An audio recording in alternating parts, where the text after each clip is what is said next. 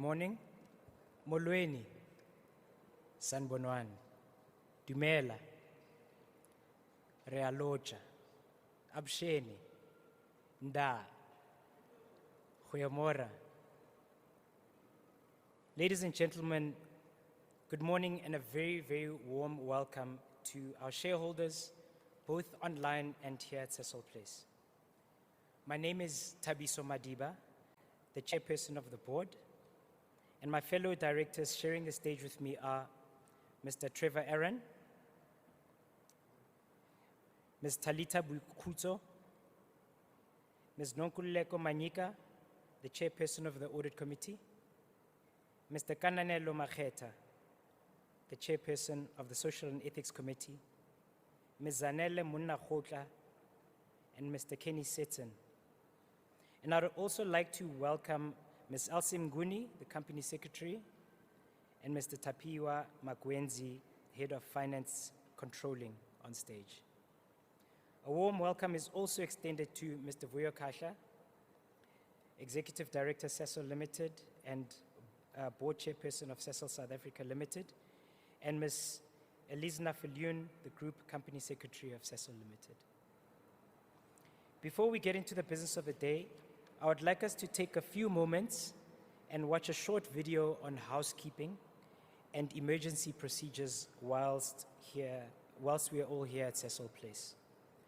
Note that the agenda is also displayed on screen to provide clarity of the order of events today.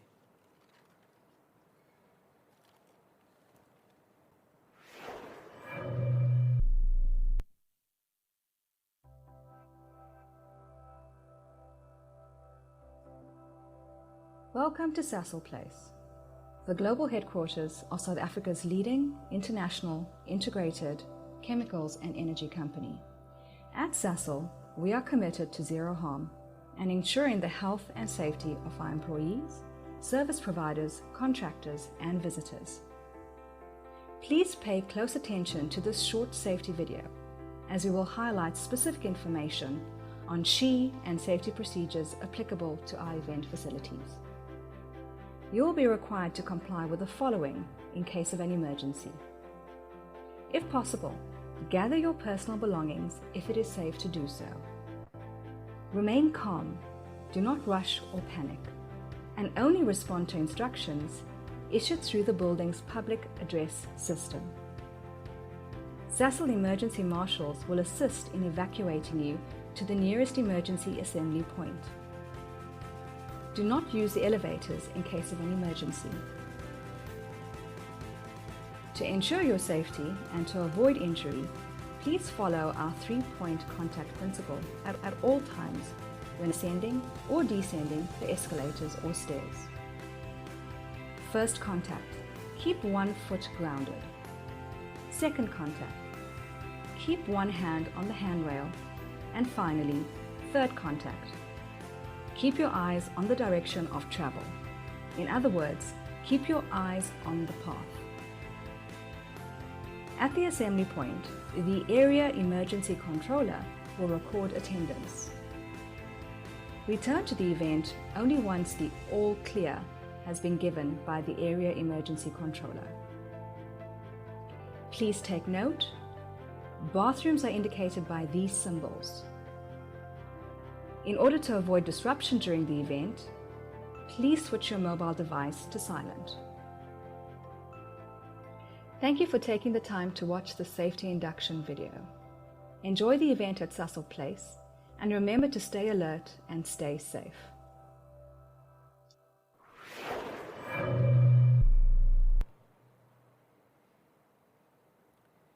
Thank you very much.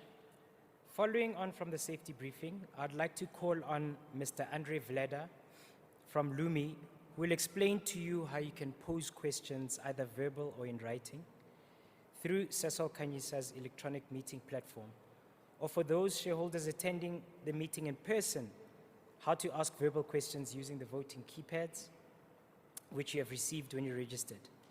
The voting keypads can be used as a microphone if you want to ask a question. Mr. Vlada?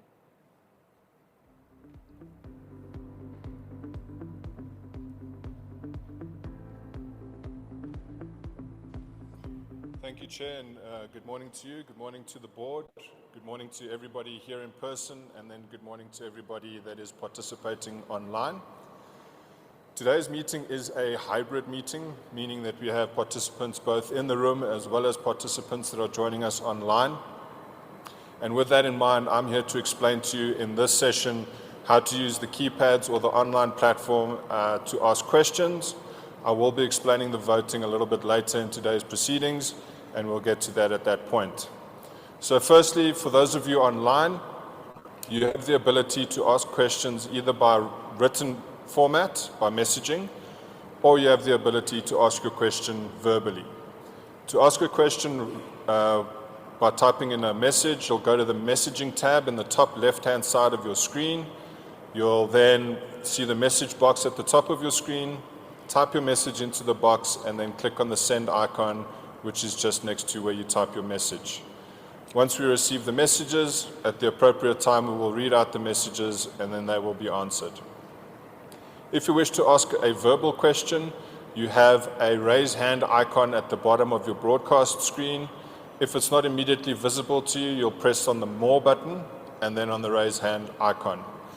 At the appropriate time, we will announce that there is somebody that wishes to ask an audio question, at which point we will then ask you to unmute your device. For those of you in the room, those that are present and entitled to vote and have chosen to vote at this meeting, you would have received a handset that looks similar to this, like an old BlackBerry. In the handset should be a smart card.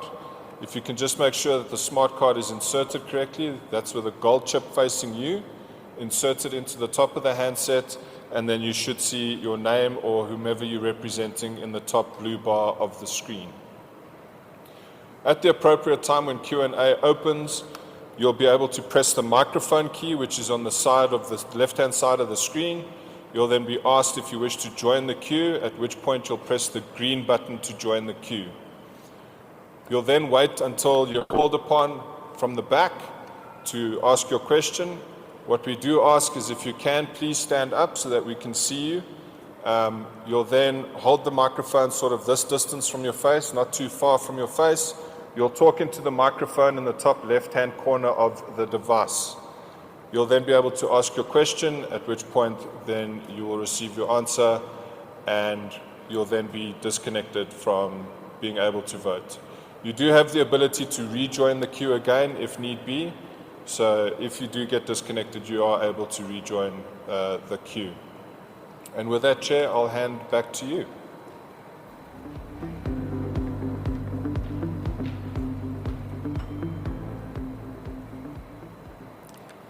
Thank you, Mr. Vlada. As a note, we'll be presenting everything in English. If you are attending today's proceedings in person, you are welcome to listen to the proceedings in isiZulu, Sesotho, Sepedi, Xitsonga, Tshivenda, isiXhosa, and Afrikaans. During registration, you would have received your interpretation receivers and headsets, which were set to the language of your choice. As a reminder, at the end of the AGM, please return the headsets and receivers. I call on the representative from AMD Solutions, who will explain how the interpretation receivers and headsets work.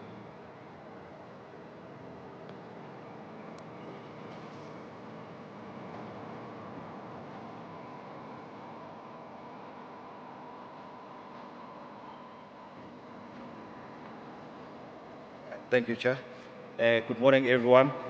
I think you've covered most of the points that I was going to cover today. Basically, it was to explain the languages available.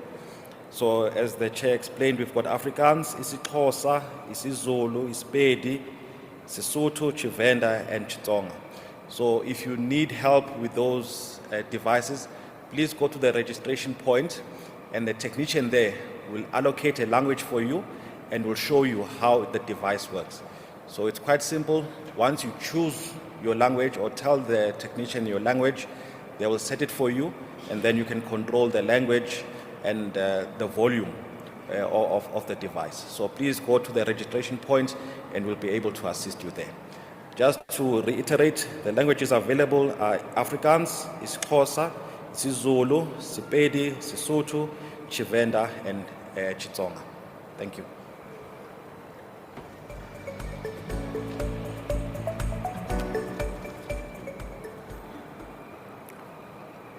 Thank you very much.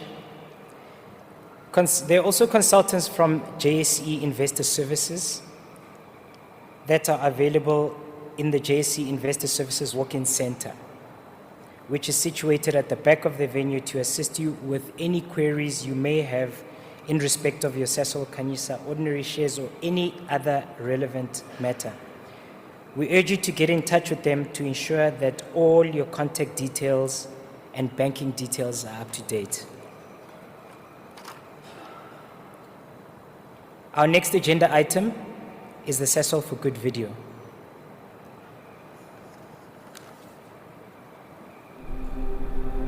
Sasol, a giant in the energy and chemical sectors, proudly fueling South Africa through homegrown innovation. Sasol's pioneering synthetic fuels and chemicals technology has transformed South Africa's energy landscape. Our impact contributes about 5% to the economy, enabling over 1.4 million work opportunities through multiplier impact, fueling dreams and futures. In 2021, our operations contributed 5.2% to South Africa's economy, as we spent 27 billion rand in Black women-owned businesses. We are forging a sustainable future for us and our country as we pursue cleaner, lower carbon energy solutions. We already have enough to power 800,000 homes, with much more to come. This is a 100% commitment to connecting South Africa to continents through our jet fuel, helping our farmers nourish crops for our nation, and stretching the limits with polymers in redefining wellness. We are driven by our purpose to innovate for a better world and continue to be a force for good. For 75 years, Sasol has been more than a company.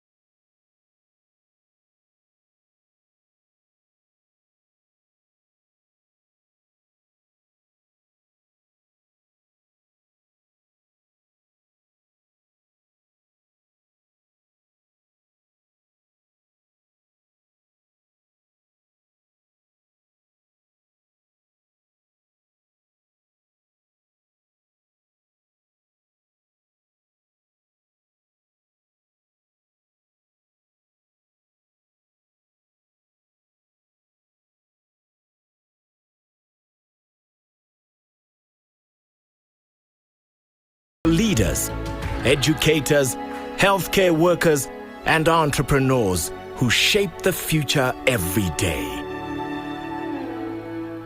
This is Sasol in society. Deeply embedded, actively engaged, relentlessly committed. And as we look ahead, our purpose only grows stronger. We are innovating for a better world. Together with our communities, for our future.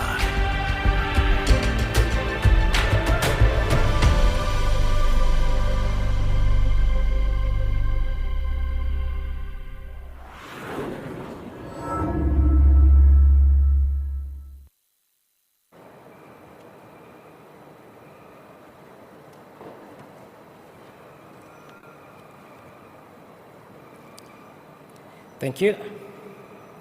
During the shareholder feedback or education session, you will be presented with information on the Sasol Khanyisa transaction and the financial results of Sasol South Africa Limited. Please note that questions will be dealt with during the general Q&A session and shareholder resolution Q&A sessions of the AGM. I do request that as a courtesy to all shareholders, you ensure that your questions, when asked, are concise and all written questions are posted in English. We will do our best to ensure that everyone's questions are answered.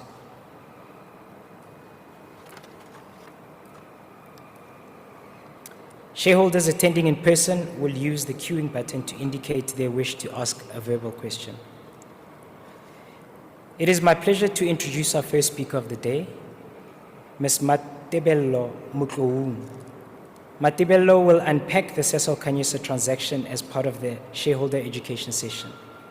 Matebello is a seasoned communication professional with more than 15 years' experience spanning the financial services, telecommunications, and energy sectors, industries where trust and credibility are critical. She began her career as a journalist and currently serves as acting senior manager for external communication and digital at Sasol. I will now hand over to Matebello. Thank you.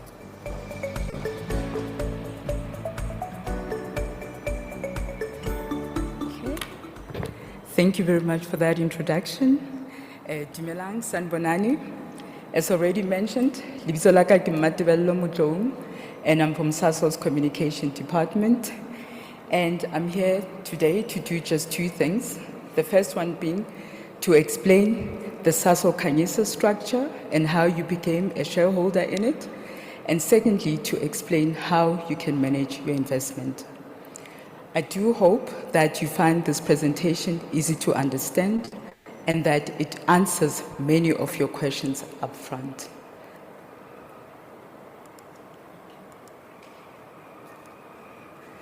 So we will start at the bottom.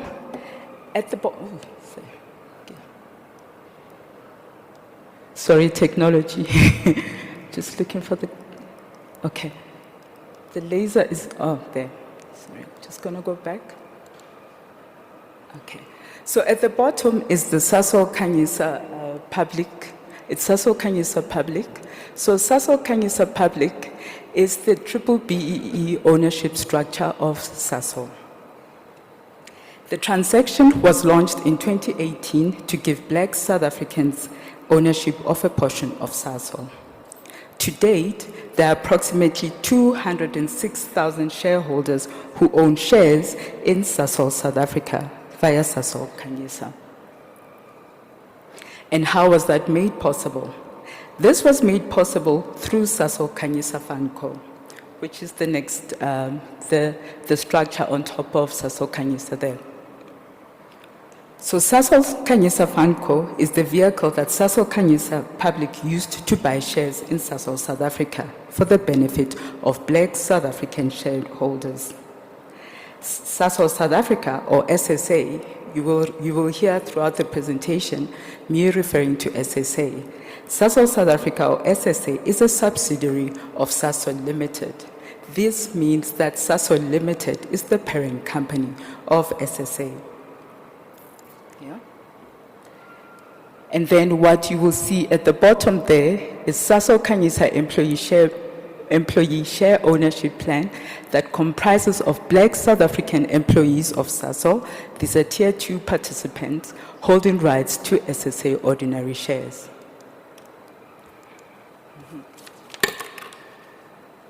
So I know that all of this may sound complicated, but basically what these slides are indicating is that you, as our shareholders, own a piece of Sasol South Africa, and this is through Sasol Khanyisa Public, and that ownership gives you a right to a benefit, which is referred to a dividend when the company does well.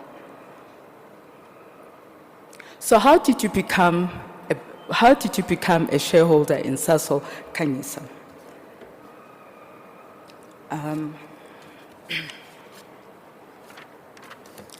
So most of you, if not all of you, have been with us as investors for many years.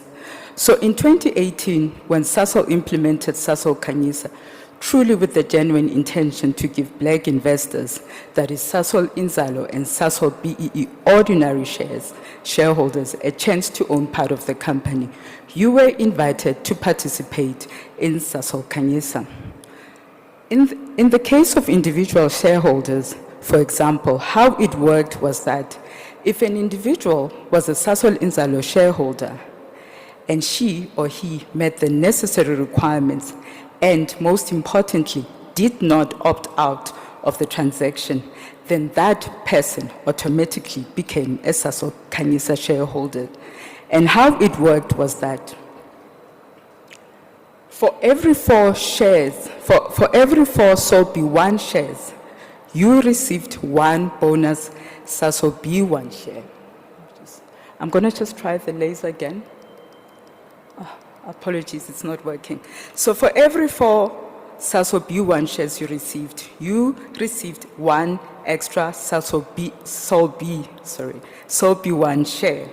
And for every 1 Sasol B1 share, you also got 1 bonus Sasol Khanyisa share. For every 10 Sasol Khanyisa shares, you received 1 more Sasol B1 share. So if you had 10 B1 shares, as indicated in that diagram at the top, you ended up with 2 bonus Sasol B1 shares and 10 Sasol Khanyisa shares. So all in all, you ended up with 10 original shares plus 2 bonus Sasol B1 shares plus 10 Sasol Khanyisa shares. So in total, you got 22 Sasol B1 shares and 10 Sasol Khanyisa shares. Are you with me? Okay. Then if you were a Sasol Inzalo share, if you own Sasol Inzalo shares, and again, did not opt out, then you were automatically moved into Sasol Khanyisa. In this case, what you received was, and this is the diagram, the second diagram, the lady indicating. So what you received was, for each Sasol Inzalo share, you received 1 Sasol Khanyisa share. You also got free Sasol B1 shares for joining Sasol Khanyisa.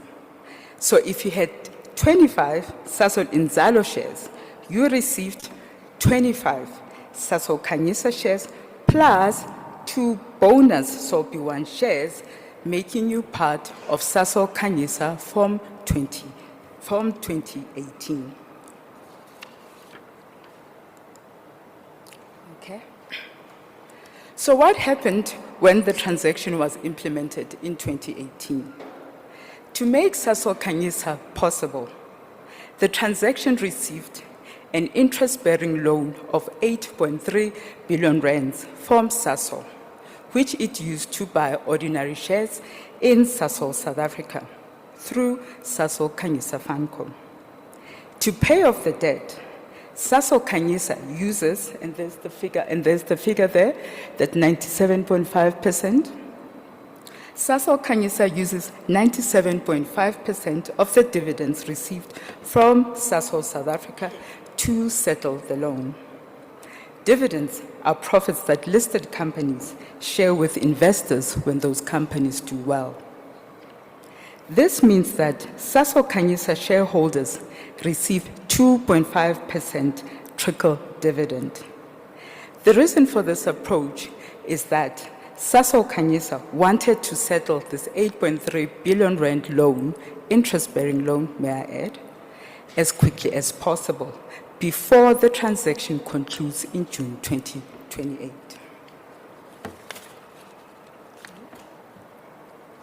Okay, and how are we doing, you may ask? Okay. We have made steady progress in paying this loan. You will see from the figure at the bottom right that as of June this year, we owed 4.8 billion rands, meaning that we have paid almost half of this interest-bearing loan, while along the way, our shareholders have also received dividends. If the loan is fully paid by June 2028, then the shares that Sasol Khanyisa owns in Sasol South Africa will be swapped for SOB1 shares, which are the Sasol BEE shares that can be traded on the stock exchange. This will happen fairly, meaning shareholders will get SOB1 shares equal to the value of their portion of Sasol Khanyisa. After the swap, shareholders will own SOB1 shares directly, making them full shareholders of Sasol.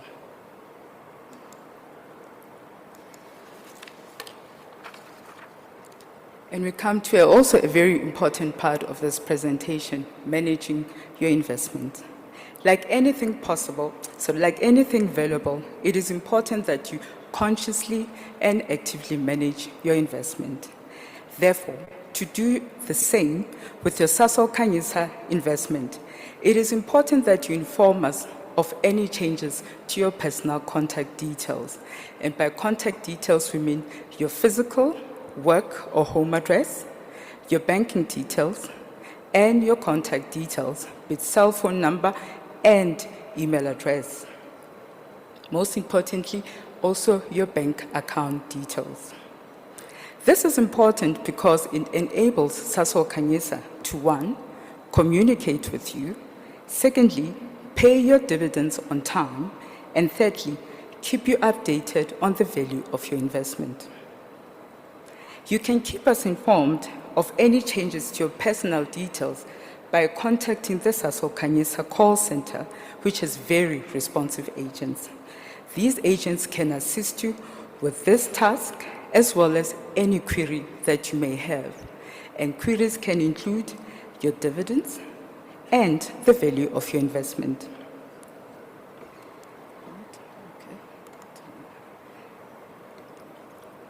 To contact the call center, and we will share this information, it's also available in the booklet. You can either call them, if you're in South Africa, you can use the number 0800 800 010, and if you're calling from outside the country, the number you use, of course, the country code +27 011 053 0100. You can also email them at sasol@jsinvestorservices.co.za. This service is provided by the JSE Investor Services, which the chairperson has indicated are on site today at the back of the room.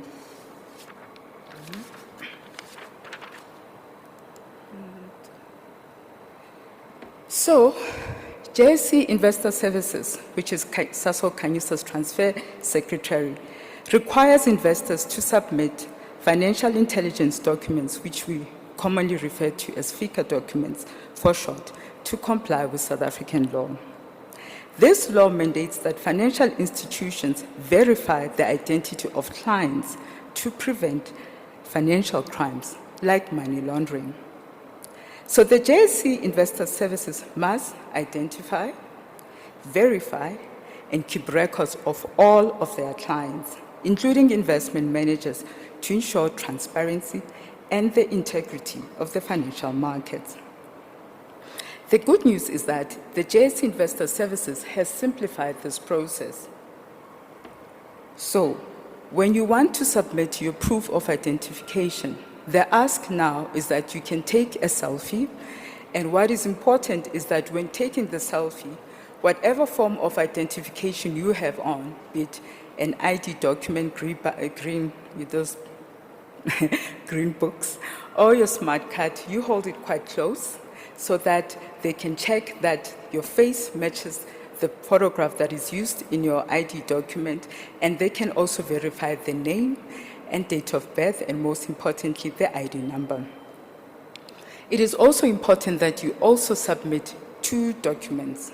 The one is proof of physical address, and to do this, you can either submit a utility bill, maybe your Eskom account or your municipal account, and that must bear your full name and your physical address. The second document you must submit is proof of bank account. So the proof of bank account, it also must have a stamp on it, your full name, so that they can verify that this indeed is your bank account details.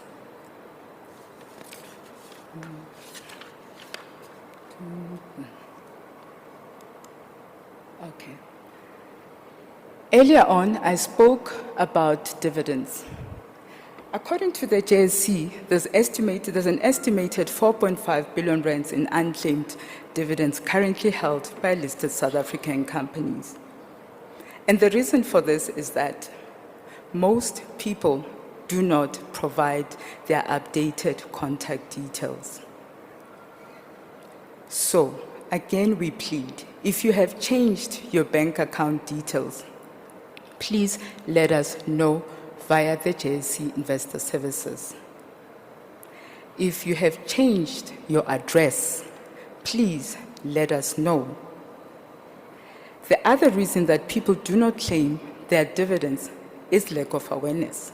Some people do not know that if they own shares in listed South African companies, they may be receiving dividends. It's important that you contact the JSE Investor Services to find out. And last reason, and this is very important, is in the case of any investor that has passed on. People or the next of kin do not track the dividends because they do not know that if a shareholder has passed on, these shares can be inherited.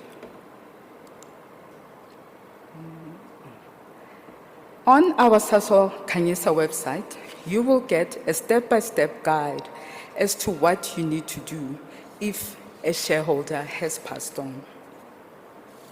Again, this is very important. If a shareholder has passed on, it's important that the shares be tracked down, as these shares can be inherited by their heirs, and their heirs must be Black South African investors. We insist that these be Black South African investors because this transaction is meant to benefit Black ownership. Therefore, to make this happen, the person handling the estate of the deceased, called an executor, must inform JSE Investor Services of the passing and present all required documents so that the shares can be transferred to their next of kin properly. These documents include a certified copy of the death certificate, a certified copy of the letter of executiveship or letter of authority, and the executor's proof of residence, which can be an account or a municipal bill as stated earlier, and this must be no older than 3 months so that this can be done. For more information, please visit Sasol Khanyisa website, where there's a step-by-step guide to help families through this process. Thank you for your attention.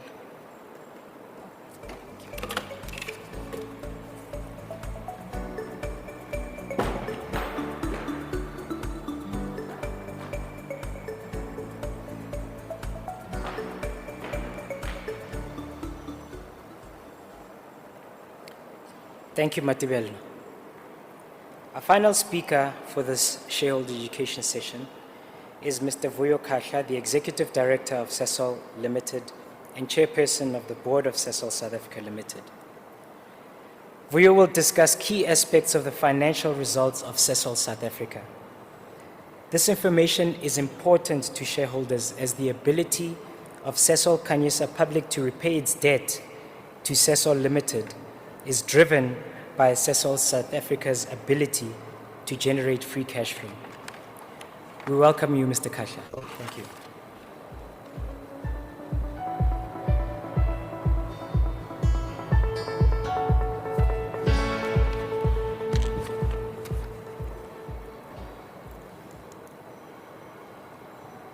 Thanks a lot, Chair. Thank you for granting me the opportunity to say a word or two in this session. Just to also extend a greeting to everyone of the shareholders of Sasol Khanyisa. My name is Vuyo Khahla, as already indicated, and I'm the Executive Vice President for Commercial and Legal at Sasol. I'm an Executive Director of Sasol Limited and Chairman of Sasol South Africa Limited. It is my pleasure to take you through the salient financial performance of Sasol South Africa, which is the underlying investment of Sasol Khanyisa.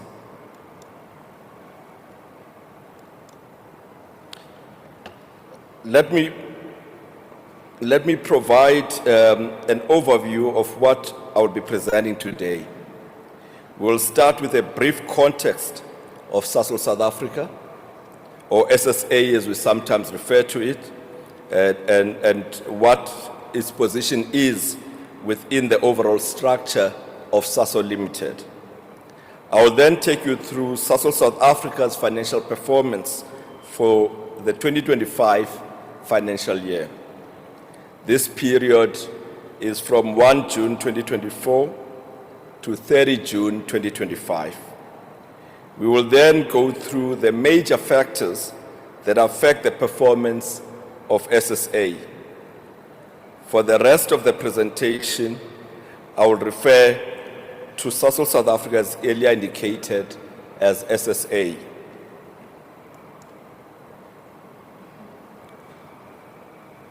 To briefly recap, Sasol Limited is a global integrated energy and chemicals company proudly based in South Africa. Sasol South Africa is the underlying investment of Sasol Khanyisa and is a subsidiary of Sasol Limited, and in fact the largest operating entity of Sasol Limited. SSA, together with our operational regions around the world, is instrumental in enabling Sasol Limited as the holding company to create value for all of its shareholders. As our largest operating entity, SSA comprises our South African operations and businesses, which are Sasol's most cash-generative assets. These businesses include Secunda Synfuels, Sasolburg and Eco-Industrial Operations, Sasol's energy business including gas, research and technology, as well as Sasol Group Services. Our Sasolburg and Secunda facilities are, as you are aware, world-class industrial facilities.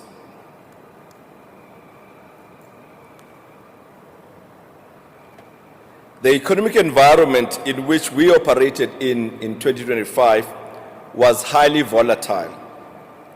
Conditions were influenced by uncertainty around global tariffs and heightened geopolitical tensions. These dynamics have had varied impacts across our business segments. In our fuels business, a 15% lower Rand oil price and lower global refining margins had a significant negative impact on this business. Meanwhile, our chemicals businesses benefited from improved pricing following NESA's approvals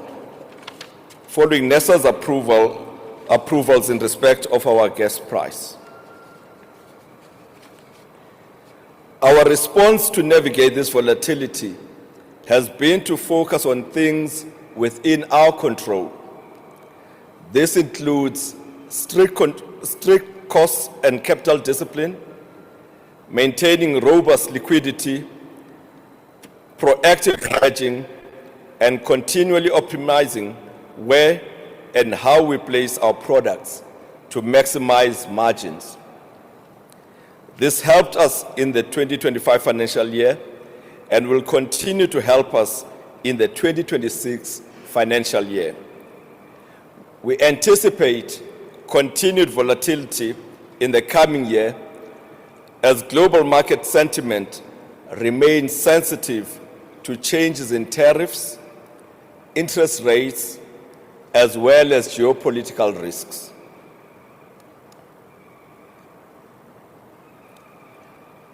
Restoring the performance of our Southern Africa value chain remains a key priority. In financial year 25, we strongly focused on feedstock quality and availability, the critical inputs to our facilities. This included stable gas supply from Mozambique and improving the quality of coal supplied to Secunda operations. We took a final investment decision on the destoning plant. This plant has been designed to improve our coal quality by removing what we call sinks, which are essentially stones that surface with coal mining. The construction of this plant is complete, and we are busy with startup activities. We are on track to reach beneficial operation in the first half of financial year 26. The destoning plant construction impacted positively our coal blending and thus overall the coal quality the coal quality of our business. Sasol Mining, our sister company that provides us with coal, increased coal purchases to also reduce the impact of poorer coal quality on our gasifiers. Our fleet of gasifiers burn coal that is processed through our unique technology to produce fuels and chemicals. With better quality coal purchased, we saw improved gasifier performance, especially in Q4 of financial year 25. Sasolburg operations remain our second largest operating asset in South Africa after Secunda. Sasolburg operations takes natural gas and intermediate chemical products from Secunda operations, which are then converted into various end-use chemicals. Here, volumes were 4% lower than last year due to planned maintenance and unplanned outages due to water supply disruptions as well as Eskom power failures. Looking ahead to financial year 26, our focus is on Sasol Mining ramping up the destoning plant. This is expected to reduce coal sinks to below 14% for the year and improve gasifier availability. Together with improved focus on operations reliability and the absence of a phased shutdown, we expect to achieve our Secunda production target of between 7 to 7.2 million tons. We will continue to optimize our channel mix and manage global market shifts, including the potential impacts of US tariffs. Delivering across these areas will be critical to achieving our financial year 26 break-even target of between $55 to $60 per barrel.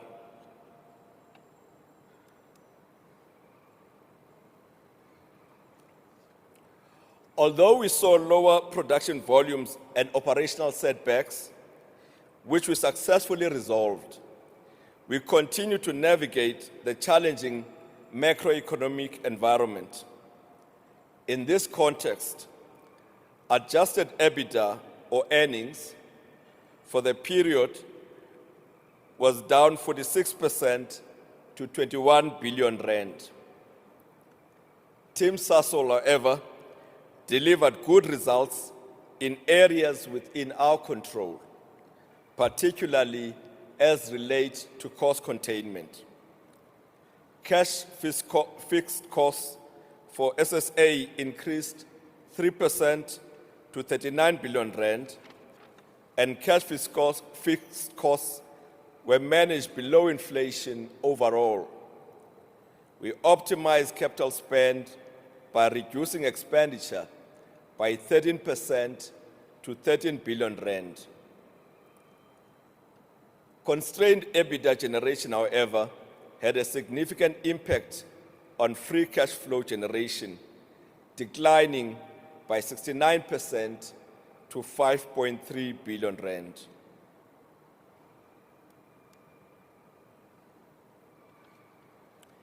Turning now to the valuation of SSA, Rand Merchant Bank was again appointed to provide an independent valuation of SSA as at 30 June 2025 in order to determine the fair value of Sasol Khanyisa.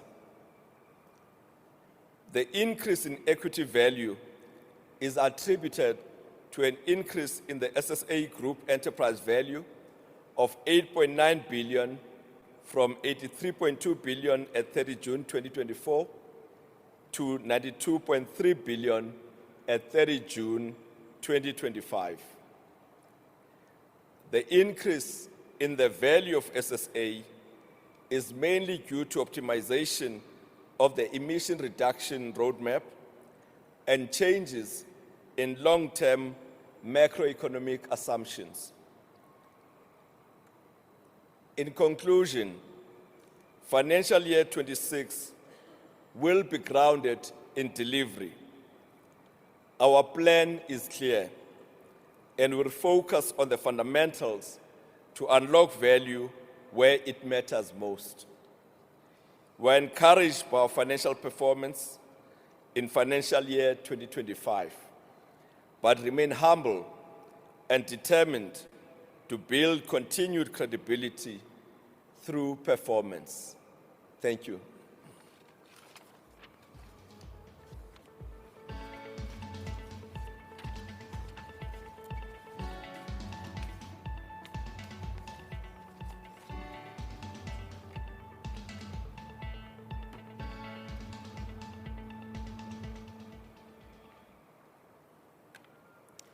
Thank you, Vuyo, for that intriguing feedback on the performance of SSA. We acknowledge the improvement in the valuation of SSA, and we hope for more. So thank you very much. As a reminder, during registration, you would have received your interpretation receivers and headsets, which were set to the language of your choice. Please remember to use them during this session. We once again wish to remind shareholders that we will deal with any questions relating to the presentation during the general Q&A session of the AGM. We would like to adhere to strict time protocols and commence the official AGM at 10 a.m. So we would like to request everyone to remain seated until 10 a.m. where we officially open the AGM. We do take note of questions that have been raised in written format, and we will address this in the general Q&A session.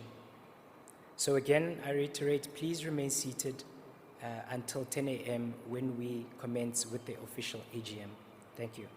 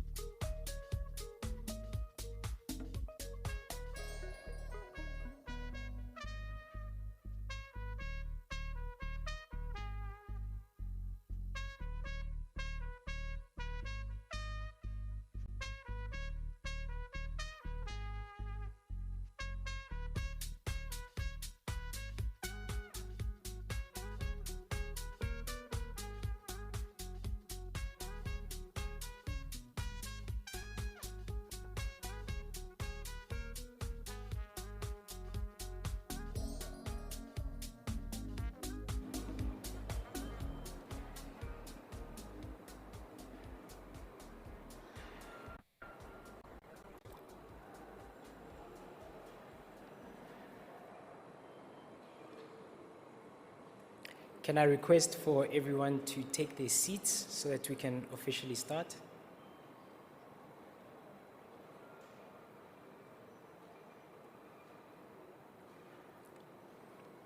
Good morning once again.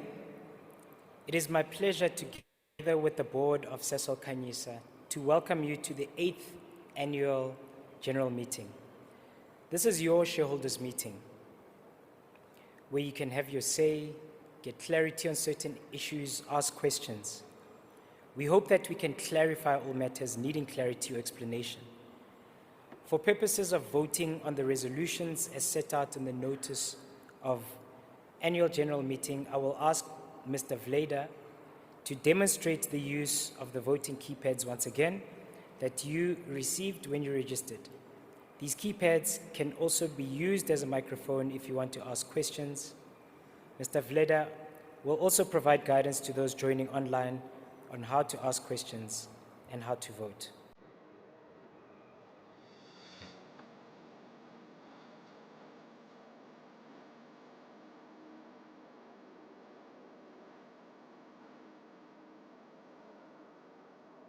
Thank you, Chair. So we are now going to go through the process of how voting will work, and then I'll follow that up with a refresher on how Q&A will work. So for voting, for those of you that are online, the voting is now open, and you'll see that you either have a voting tab in the top left of your screen, or the voting will already be open on the left-hand side of your screen. Click on the button for voting, and you'll see a list of all the resolutions in an electronic ballot form. All you need to do is click on the option you wish to make per resolution. There is no submit button. You'll see a for message or a received message next to each resolution that you have voted on, and there is no final submit button at the end. So once you've voted on all the resolutions, that is that. For those of you in the room and those that have the handset and the smart card, you'll see that voting is also open. What you'll do is you'll use the blue trackball in the middle of the keypad. You'll scroll to the resolution you wish to vote on. So in this case, we'll start with ordinary resolution 1.1. You'll then press the green button to select that resolution. You'll see the resolution text then appears on your screen, and then you'll click on the green button to vote. You'll then press 1, 2, or 3. 1 to vote in favor, 2 to vote against, and 3 to abstain. And once you've made your vote, you'll get a for vote received, and then you'll click on the next button to go to the next resolution. And you'll repeat that process for each of the resolutions. Once you get to the end of voting, you'll see a list of all the resolutions and how you have voted for them. If you wish to change your mind, you can scroll back to any one of the resolutions and just re-enter your new vote. Our system will take the last option that you've selected. Then moving on to a refresher of the Q&A. For those of you that are online, you'll be able to ask questions both written and verbal. To ask a written question, on the top left of your screen is the messaging tab. Go to that tab, you'll find a text box in the top of your screen, type in your message and hit the send key on the right-hand side of the screen. For those of you that wish to ask a verbal question, please note that you are currently on mute and you cannot unmute yourself. What you need to do is to click on the raise hand icon at the bottom of the right-hand side of your screen. If it's not immediately visible, click on the little 3 dots or the button that says more, and then you'll find the raise hand icon there. You'll need to wait until the chair or until somebody calls upon you to speak, at which point we will then send a message to you to unmute, and then you'll be free to speak. For those of you in the audience that are in the room with us today, to ask a verbal question, you'll press the microphone key to the left of the screen, and you're welcome to test this with me now. It is open as we speak, so you can test it and make sure that it works. We will close it again and restart it when Q&A starts. So you'll press the microphone key on the left-hand side of the screen. You'll get a message that asks, are you sure that you want to join the queue? And you'll press the green button to join queue. And then you'll get a message that says join queue. And in the top left of your screen, it'll show you a message, leave queue.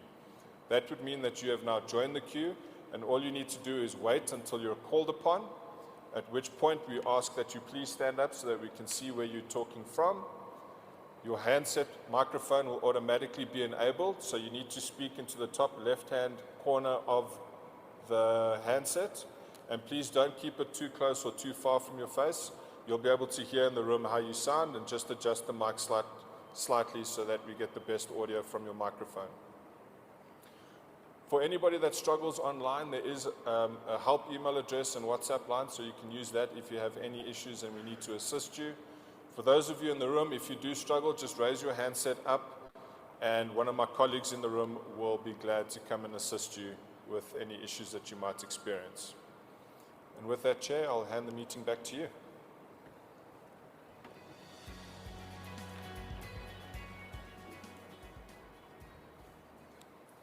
Thank you, Mr. Vleda. Again, should you experience any difficulties, we have online facilitators as well as ushers on the sides of the venues that you may request assistance from. As a reminder, during registration, you have received your interpretation receivers and handsets, which were set to the language of your choice. Please, please, please remember to use them during the session. Please allow me a moment again to introduce my fellow directors sharing the stage with me. Mr. Trevor Aaron, Ms. Zanele Munakhutla, Mr. Kananelo Makheta, Ms. Talita Wikhuto, Mr. Kenny Seton, and Ms. Nonkululeko Manyika.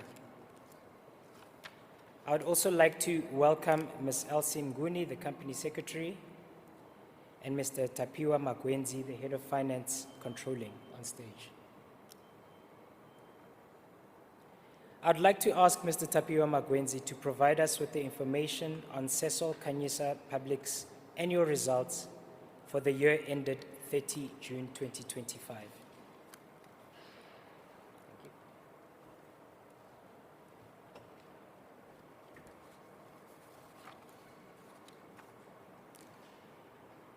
Thank you, Chairperson, and good morning, and a very warm welcome to our shareholders, both online and those joining us in person here at Sasol Place. My name is Tapiwa Magwenzi, and I'm the Head of Financial Controlling for the Sasol Southern Africa business. I also look after the Sasol Khanyisa Public financial affairs. And on that note, it is my pleasure this morning to take you through key aspects of the financial results of Sasol Khanyisa Public for the financial year ended 30 June 2025. My presentation will focus on three main components. I'll talk about the fair valuation of Sasol South Africa, which is the underlying investment of Sasol Khanyisa. Secondly, I'll provide an update on dividends for the FY25 financial year. And then lastly, I'll provide an update on the progress made on the loan balance to Sasol Limited. In my presentation, I will also refer to Sasol South Africa as SSA.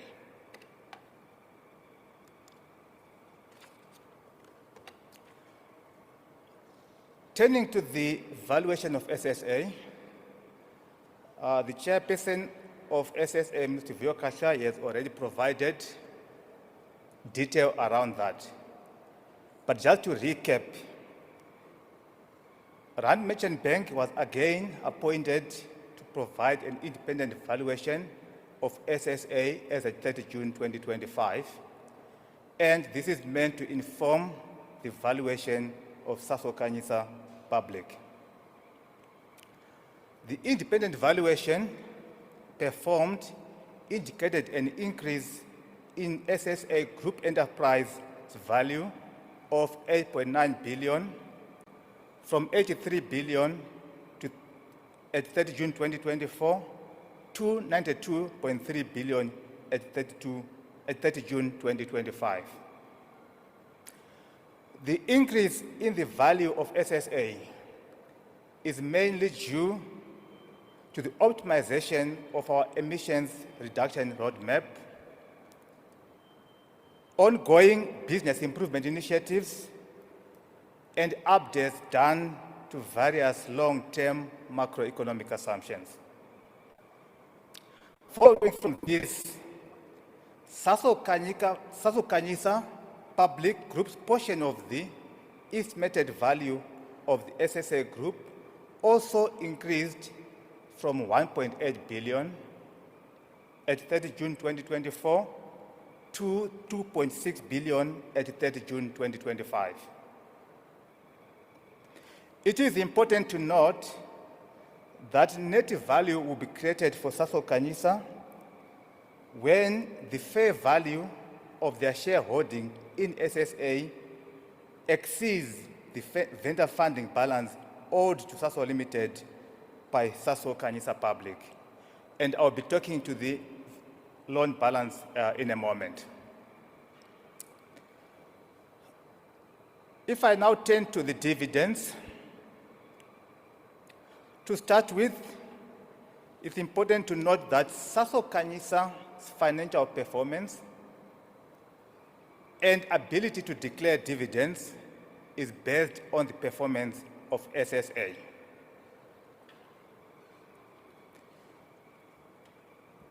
If SSA declares a dividend to Sasol Khanyisa, 2.5% of the amount received by Sasol Khanyisa may be declared to you as shareholders of Sasol Khanyisa. The remaining 97.5% of the dividend is used to settle and pay down the loan provided by Sasol Limited. For the year ended 30 June 2025, Sasol South Africa did not declare any dividends to Sasol Khanyisa, and as a result, no dividends were declared to the shareholders of Sasol Khanyisa Public. I'll now turn to the loan balance. The vendor funding balance owed to Sasol Limited by Sasol Khanyisa Public closed at 4.8 billion as of 30 June 2025. The balance decreased from 4.9 billion at 30 June 2024 to the 4.8 billion that I just mentioned now. And that decrease resulted from repayments of 500 million rand, which were done during the year, offset by interest accrued of 400 million rand. And as a result, the loan balance decreased by 100 million to 30 June 2025. The repayment was funded from the FY24 final dividends, which were declared and received in September 2024. The repayment of the debt from going forward is driven by SSA's ability to generate free cash flow. I'll now proceed to provide a bit more detail on the progress made on the loan balance since inception of the transaction in June 2018. If you all recall, the initial funding of the transaction was 8.3 billion rand. Over the past 7 years, loan repayments to the value of 7 billion rand have been made, funded from dividends received from Sasol South Africa. Over the same period, total interest accrued and paid amounted to 3.5 billion rand. So on a net basis, the loan balance decreased by 3.5 billion to close at 4.8 billion rand as of 30 June 2025. Just to provide a bit more detail on the interest, so for the financial year ended 30 June 2025, interest applied to the loan ranged from 8.06% to 8.81%, and this represents 75% of the prime interest lending rate. As I conclude my presentation, I want to walk you through this graph, which compares actual progress made on the loan balance to the original plan at inception of the transaction. For ease of reference, the red line depicts the actual debt profile up to 30 June 2025, while the blue line shows the original plan. As of 30 June 2025, the actual loan balance is tracking behind plan, and this is largely due to the no dividends declared in FY25. Progress from here is dependent on SSA's ability to generate free cash flow. On this note, I conclude my presentation and I hand over back to the chairperson. Thank you for your attention.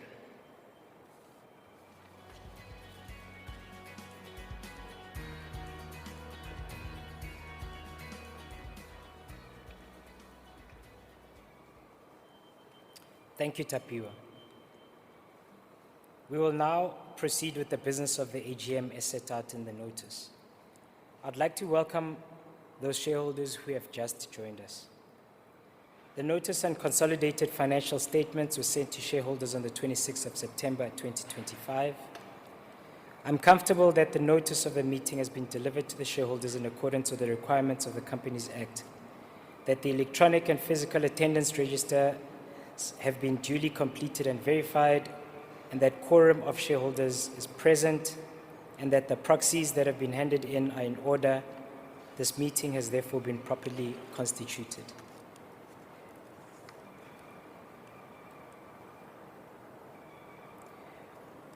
We have a hand.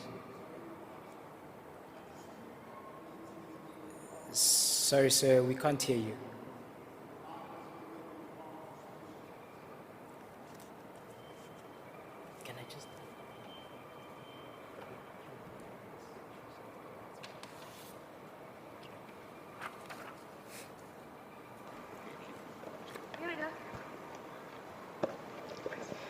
Press what?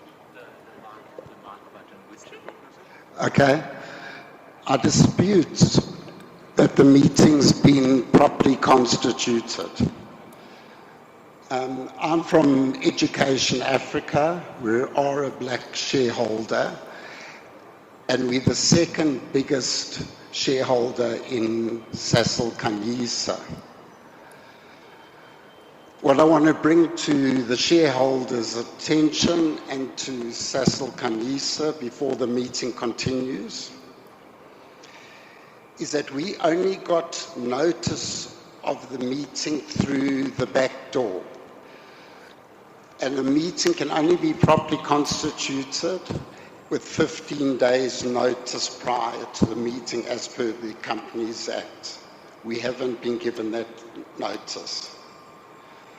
When it was brought to our attention that we weren't given notice of this meeting, which is also not for the first time, we got a reply from Ilse Viljoen as saying that it's a technical error. And these are the questions I'd like to pose, and I'd like answers for all of us in the room. How many other shareholders were affected by the technical error? This is to determine materiality and whether it is necessary for the meeting to vote, approve and ratification of the defective notice. 1. Okay. What was the nature of the technical error which has been occurred for at least the last 2 years, and has the error now been corrected? Because it hasn't. Why did Elisna Viljoen sign the explanatory letter to Education Africa on behalf of Sasol Limited, when Sasol South Africa Limited is the appointed company secretary of Sasol Khanyisa.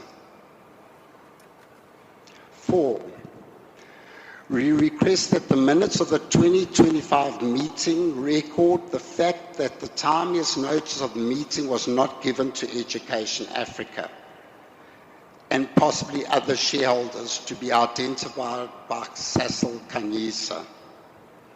And to also record that this was a repeated breach of the Companies Act.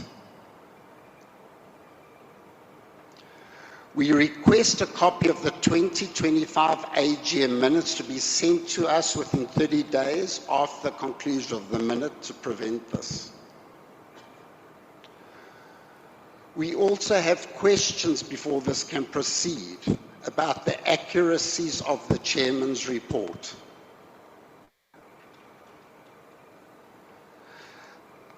I do not believe that the Chairman's report reflects accurately of last year's meeting. And I want to read an extract from the Chairman's report, and I think this is all material to all of us. During the 2024 Annual General Meeting, AGM, shareholders posed a number of very important questions to us as well as representatives from Sasol who attended the AGM. In bold you have, the directors and I have taken the opportunity on pages 6 to 13 of the report to address some of the questions, including transition from Sasol Inzalo to Sasol Khanyisa posed to our shareholders.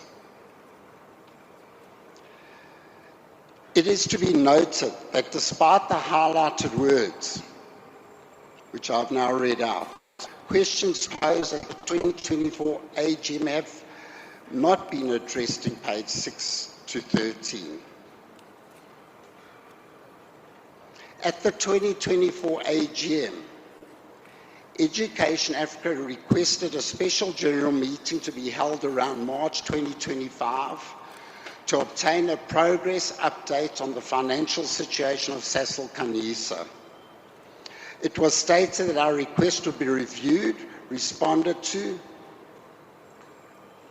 This did not happen, it went silent. Accordingly, we request a copy of the minutes of the 2024 AGM as well. Specifically, we need to know if our request was minuted or not, and why no action was taken on this. I thank you.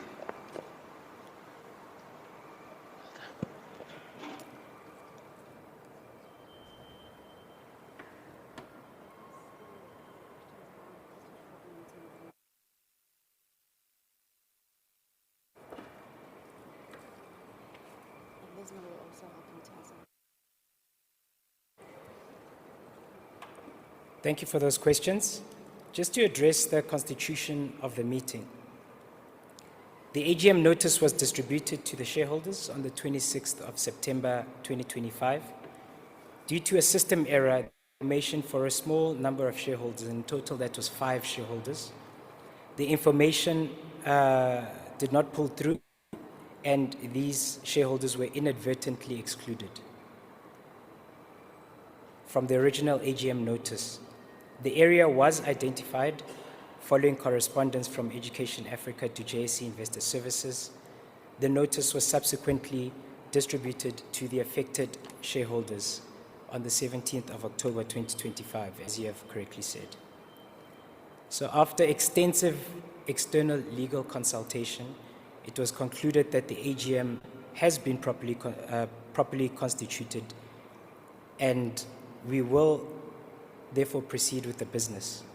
In terms of the Companies Act, an immaterial defect in the form or manner of giving notice or an accidental or inadvertent failure to deliver notice to a particular shareholder does not invalidate the proceedings of a meeting. So, in answering of your other questions, answer those questions in the general Q&A session so that we can get through with the business of the AGM.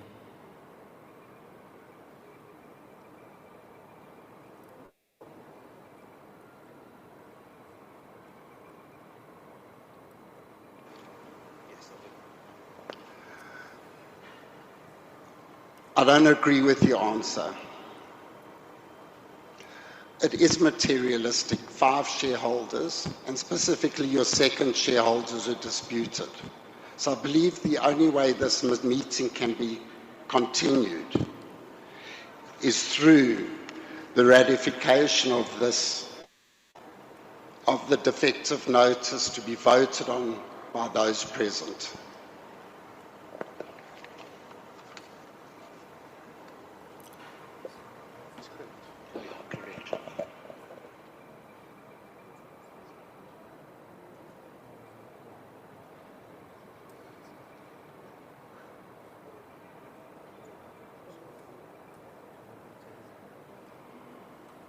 Is she ready? Is she ready for it?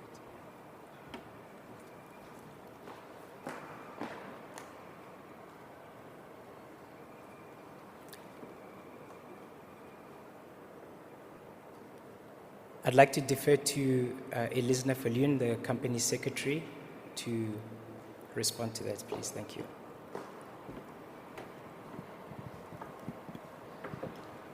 Can you hear me? Am I audible? Thanks. Thank you, Chair. First of all, a thank you for bringing the delivery defect to our attention, and we do sincerely apologize.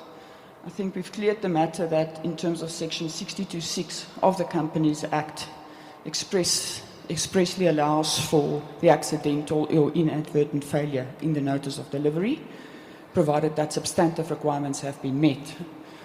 We believe that the substantive requirements for notice delivery has been met in accordance with the Companies Act, and that the late delivery to 5 shareholders did not materially prejudice those affected shareholders' right to attend today and to vote and make decisions at this AGM. As the Chairman has noted, we have taken extensive legal advice on this matter because it is important for us to make sure that we allow shareholders to attend, and the advice has been that we do not consider the defect to be material, nor do we believe it would invalidate the proceedings of the AGM. The reason why I signed the letter to you, sir, is because I'm the Group Company Secretary of Sasol Limited. I'm also the Company Secretary of Sasol South Africa, or SSA as we've been referring to, and in turn through the group structure, SSA is also the Company Secretary of Khanyisa.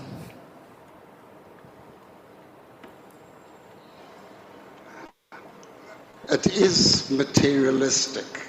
There were 5 shareholders, not 1, that this error occurred. And I do believe that this floor and those online should vote if the meeting continues.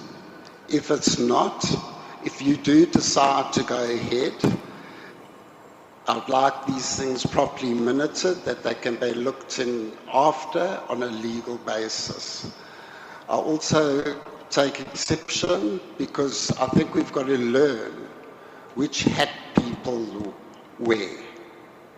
Where I say that is, yes, you've got Sasol, South Africa, you've got Khanyisa. When you signed the letter, you were signing on behalf of Sasol South Africa, not Sasol, which was done. And I think there's lots of confusion. And there's a lot of questions that I've got later for the right timing, which aren't destructive, but it's very material to each one of us. That decisions are taken at this meeting, that they followed through, because your black shareholders that have stood by you for 17 years stand to lose everything. Thank you. Thank you. So just if I could conclude, it was 5 of our certificated shareholders out of a shareholder base of 207,000 shareholders. Each and every shareholder is important, but we'd like to, through the chair, retain our independent advice obtained, and that this meeting has not been defective, and that we should proceed with the proceedings of the AGM. And we look forward to your questions at the appropriate time later. So. Thank you. We will address the remainder of your questions in the Q&A session, and thank you for bringing them up. The minutes of the previous AGM were approved by the Board of Directors and signed by me as the Chairman of the Board as a correct record of the proceedings on 11 September 2025, and these minutes are available for inspection today and will be made available upon request either electronically or physically by appointment at our registered office. The register of the shareholders of the company is open for inspection, either electronically or physically at the offices of our share registers, the JSE Investor Services. The annual financial statements of the company and of Sasol Khanyisa Group for the financial year ended 30 June 2025, together with the reports of the directors, the audit committee, and the external auditors were published on the 26th of September 2025 and are available on the Sasol Khanyisa website. The report by the audit committee on how the committee discharged its duties in terms of the Companies Act is also included in the annual financial statements. Should you have any questions relating to the annual financial statements and the audit thereof, you may ask these. The chairman of the audit committee, Ms. Nonkululeko Manyika, the head finance controlling, Mr. Tapiwa Magwenzi, and the auditors of the company, KPMG, are also available to respond to your questions. The report by the Social and Ethics Committee on how the committee discharged its duties in terms of the Companies Act has also been included, and Mr. Kananelo Makheta, the committee chairperson, is available to answer any queries relating to or elaborate on any item contained in this report. Ladies and gentlemen, we'll now proceed to those resolutions requiring shareholders to vote.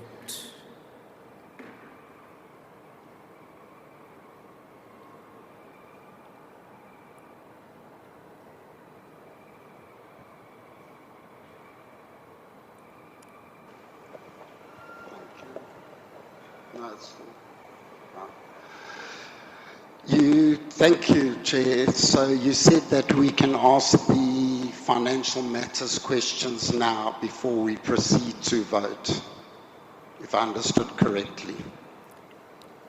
I didn't say now, but I think it's important to address these now because it's going to make a material difference to the way the shareholders vote.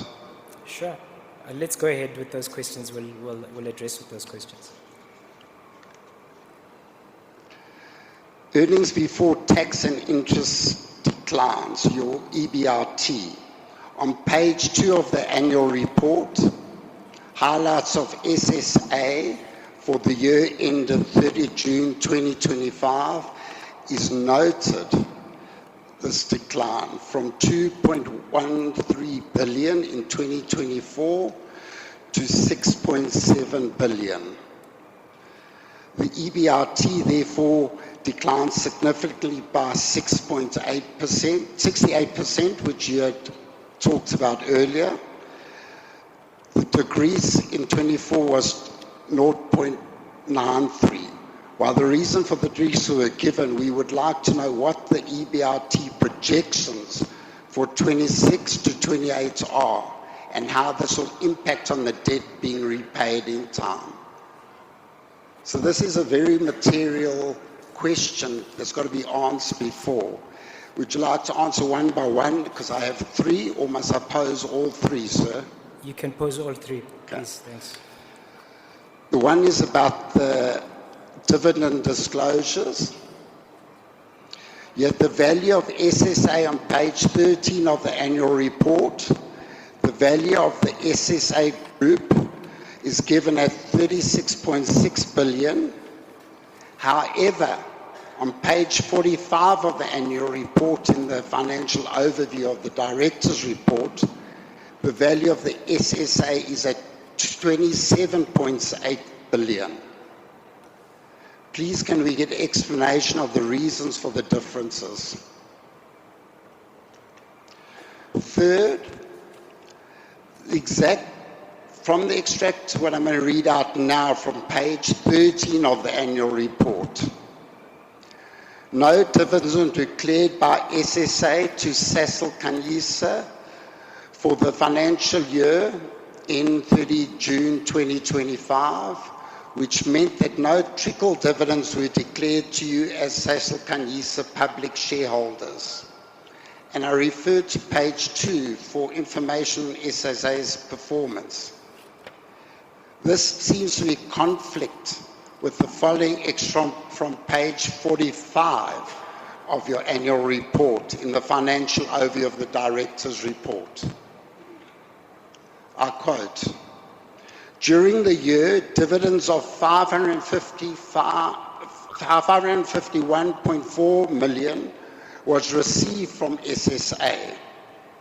Of this amount, 537.6 million was utilised to repay the vendor funding to Sasol Limited, and 13.8 million was paid as a trickle dividend to the group and the company's shareholders. No trickle dividend we've received that I know of.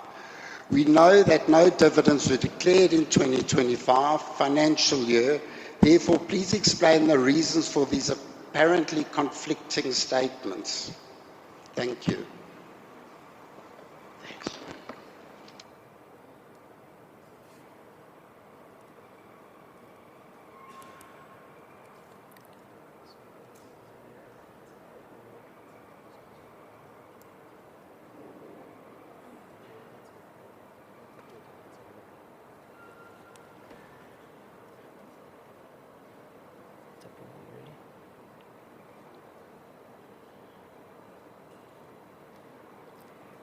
I'd like to defer to Mr. Tapiwa to respond to those questions.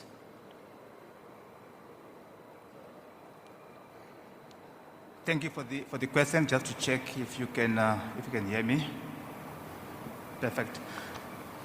I think there were 3 questions asked. If I miss any of them, please just remind me. The first one was on the projections of SSA for the next 3 financial years.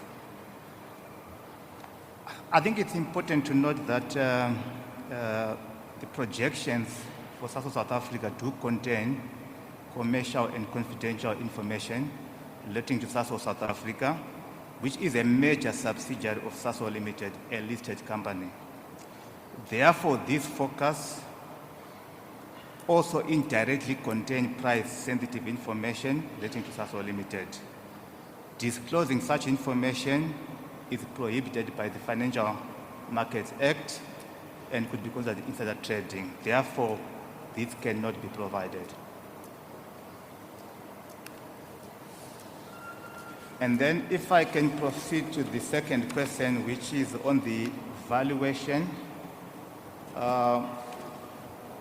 where you note the difference in the numbers quoted on page 13 of the pack and on page 45.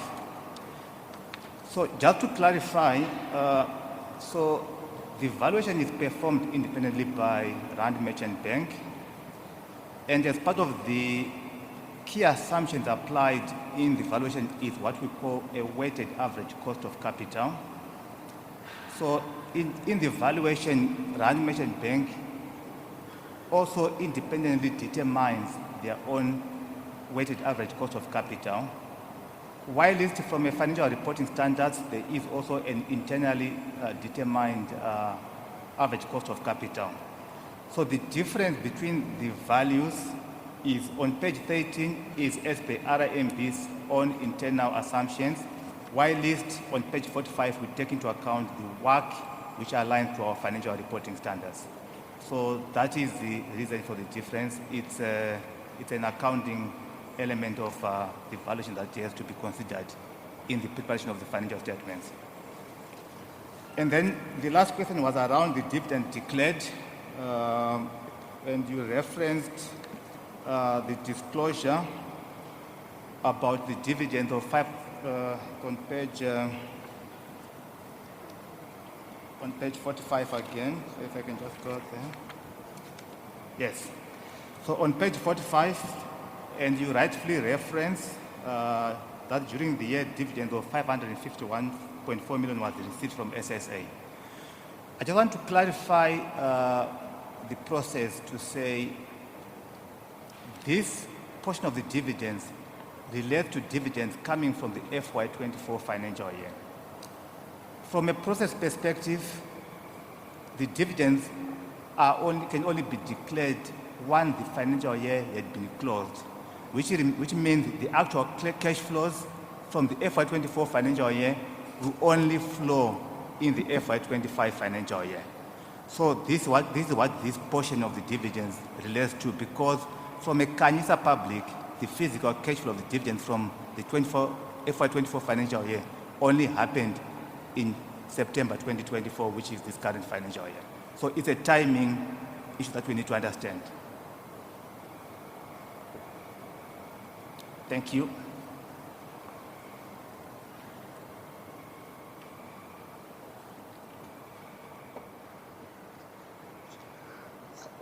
That was articulated very well, thank you.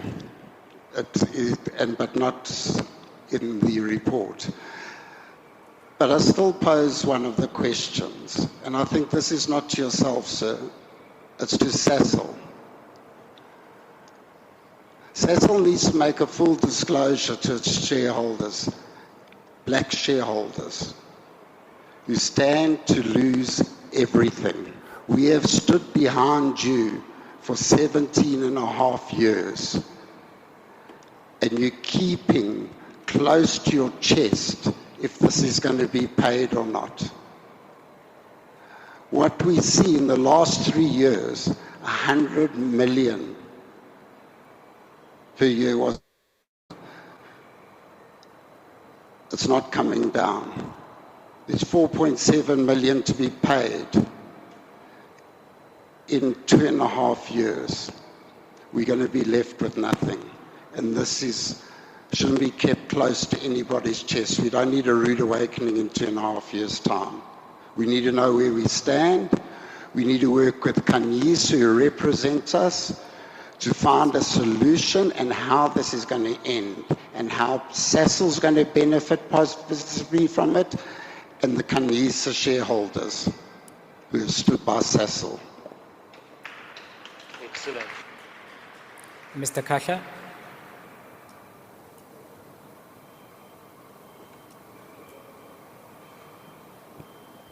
Thanks a lot, Chair, and thanks again to Mr. Eden for the question you've raised. I think the point you raised is important to us, and we've been following on the developments in respect of paying back the debt, the vendor finance, in respect of Sasol Khanyisa. As was reflected in the presentation, it has been going down, but certainly not at the pace we would have wanted it to. This is a matter we consider a material risk also within the overall group, because as you correctly said, we value the contribution that has been made by our shareholders, particularly the shareholders within Sasol Khanyisa, and the contribution they've made to Sasol. So that we value. And it is because of that that the CEO and the whole group executive committee of Sasol is focused on measures that can be put in place to mitigate this risk. As I've indicated, we assess it as a risk, and we're working on trying to find mechanisms on what can be done so that we do not again have a situation where this could be considered a failure. So we're not at liberty, however, at this stage to disclose all of the measures that are currently under consideration because they are not yet ripe for disclosure. But we do want to give you, hopefully, some comfort that this is a matter that is of relevance and importance, not only to Sasol South Africa, but also to Sasol Limited and the Group Executive Committee of Sasol Limited, as well as the Board of Sasol Limited. And so at the right time, there will be disclosures around the measures being taken to deal with effectively mitigating this risk. I need to indicate, for example, a few weeks, probably a week or so ago, we met with the board of Sasol Khanyisa. That is a meeting that involved the CEO of Sasol Limited, the CFO of Sasol Limited, and myself. And the issue you've raised was also amplified in those engagements and raised by Sasol Khanyisa. We indicated at that meeting as well that it is a matter of importance. It is getting attention. In fact, there are even committees set out to look into finding a resolution in relation to this. And so we note it as a risk. We are working on mechanisms to mitigate it, and we would want to build confidence as we go along as we establish those measures and are able to communicate on them. We will disclose them. And so this is not something that we are oblivious to, and we certainly are taking it seriously, applying our minds to it. Thank you.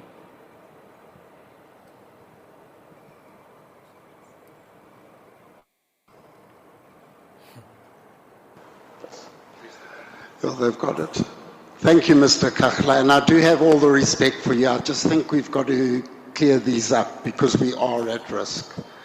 And I'm glad that you see it as a material risk, and we as shareholders have to write and be part of this final journey.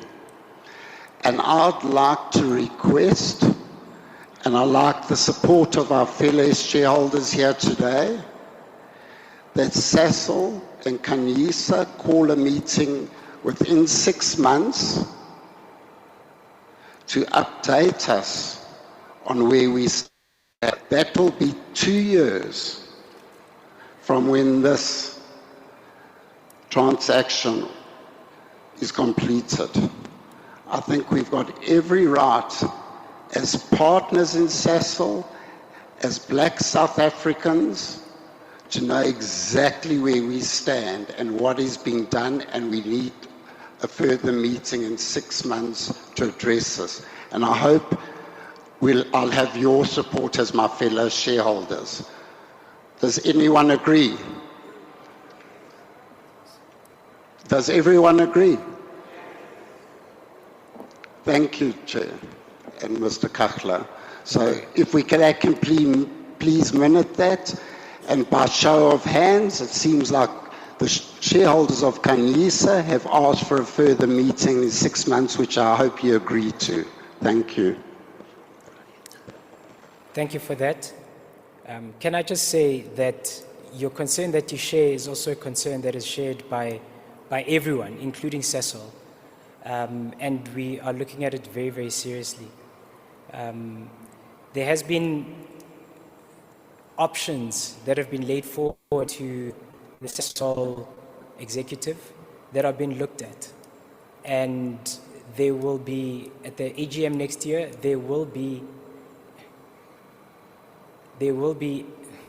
so would you please give me an opportunity to finish what I say? I acknowledge you've got questions, but can I finish, please, sir? Thank you.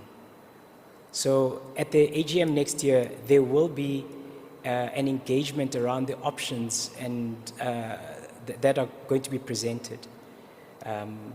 We also have requested meetings with the Sasol executive around feedback on exactly what you are asking for, which we'll be meeting to them.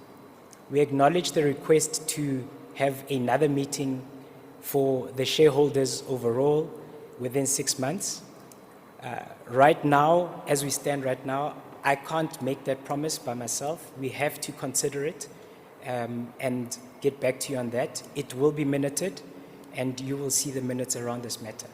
Your note has been acknowledged, and your issues that you've highlighted are also issues that concern us, that we are addressing very, very seriously. I'd like to continue with the formalities of the AGM that we can complete, and we can have a Q&A where all your matters will be addressed. Sorry. You can't ignore your shareholders. You're ignoring your shareholders. We have asked, as shareholders, for a meeting within 6 months, not for you to go away and decide if there will be a meeting in 6 months, not for you to tell us that this could be addressed at the next AGM. You're not brushing this under the carpet, sir. We want a definitive answer now that there's a meeting in 6 months to address this. Does everyone agree with that? Mr. Kasha? Thanks a lot, Chair. I think I'm not understanding, Mr. Edding, the Chair to be brushing off this point that you've raised. My understanding, at least from what I've just heard, is that this is a matter that will be taken under consideration by the board of Sasol Khanyisa. And the matters that you've raised will then be factored into. I mean, for a convening of a meeting, they also have to look into a number of other factors relating to the MOI of the company. And I do believe that it is the rational thing to do to commit to give attention to this matter and ensure the proper attention to it.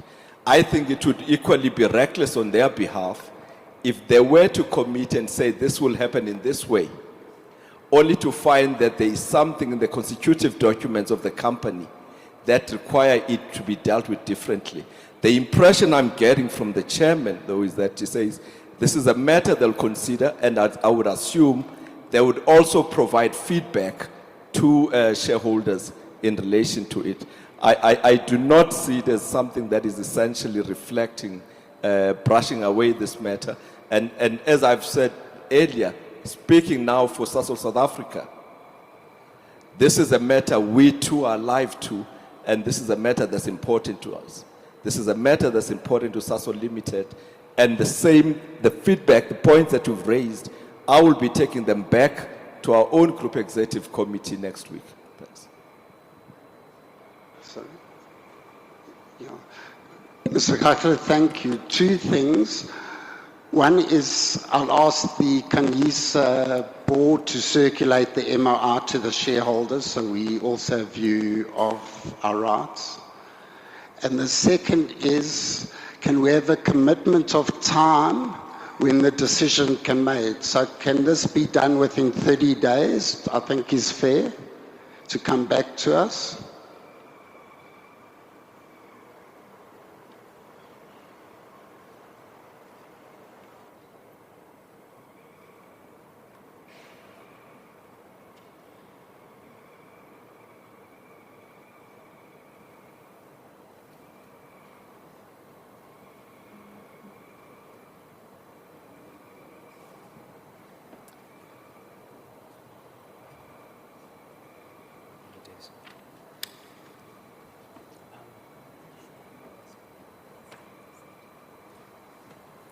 The MOI is available on the website, so you are able to have a look at it on the website, and we do commit to get back to you within 30 days, and you can minute that.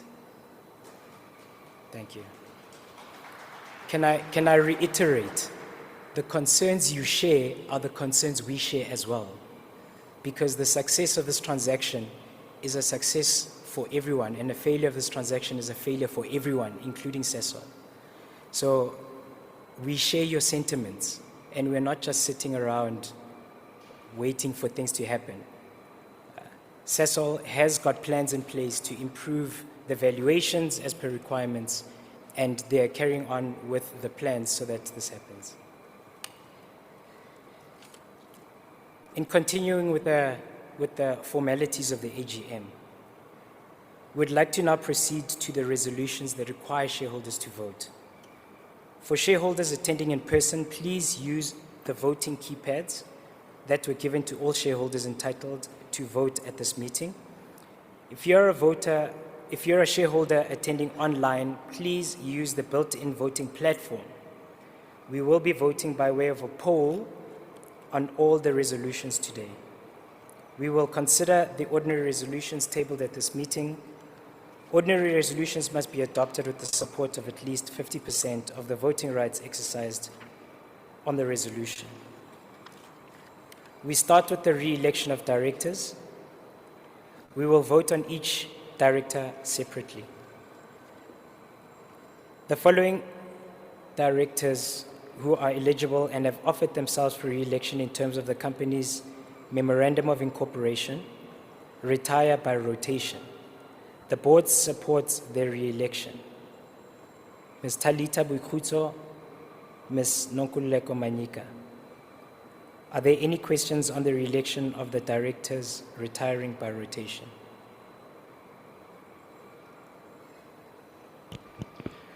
You can now vote on the re-election of Ms. Thalita Boikgutso and Ms. Nonkululeko Manyika.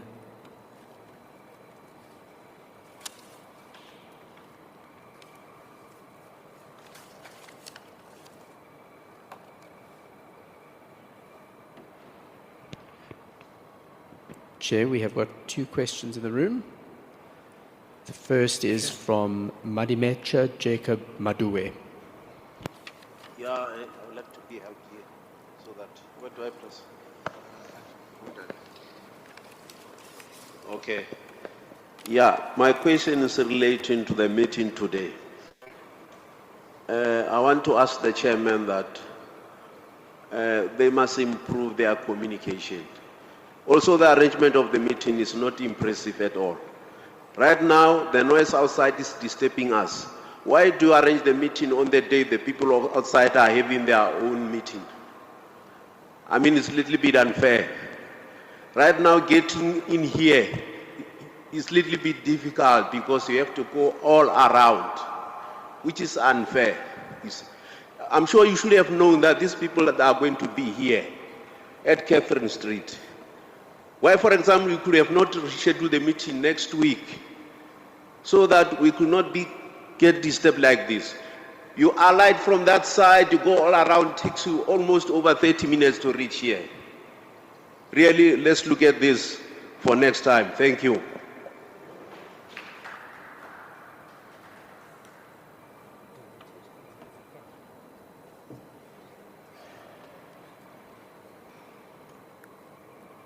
I thank you for that question.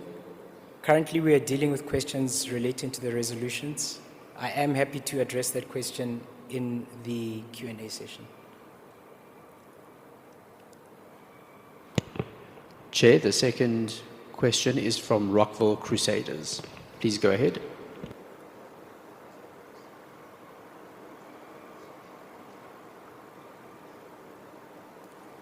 How do you get it here? No, it's the same question that I had the same question that you heard.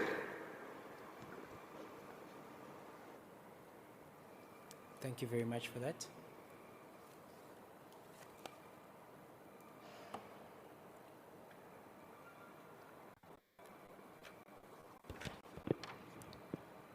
No further queued questions, Chair.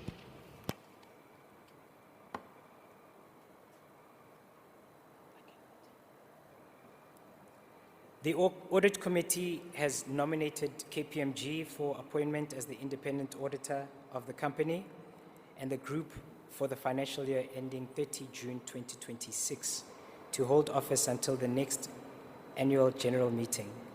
The Audit Committee is satisfied that the appointment of KPMG complies with the applicable regulatory requirements. Are there any questions on the resolution related to the appointment of auditors?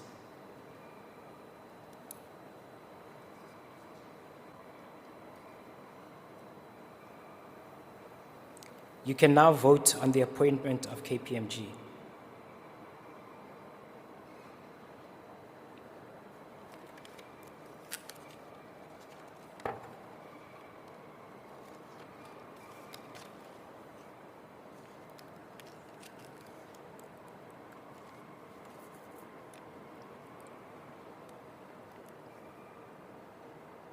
The board has reviewed the proposed composition of the audit committee against the applicable regulatory requirements and confirms that the composition of the audit committee complies with the requirements. The board recommends the election of these directors as members of the audit committee. Ms. Nonkululeko Manyika, Mr. Trevor Aaron, Mr. Kananelo Makheta, Mr. Kenny Setzen. Are there any questions on the election of the audit committee members? Chair, we have a cue from Ms. Justina Manana. Please go ahead.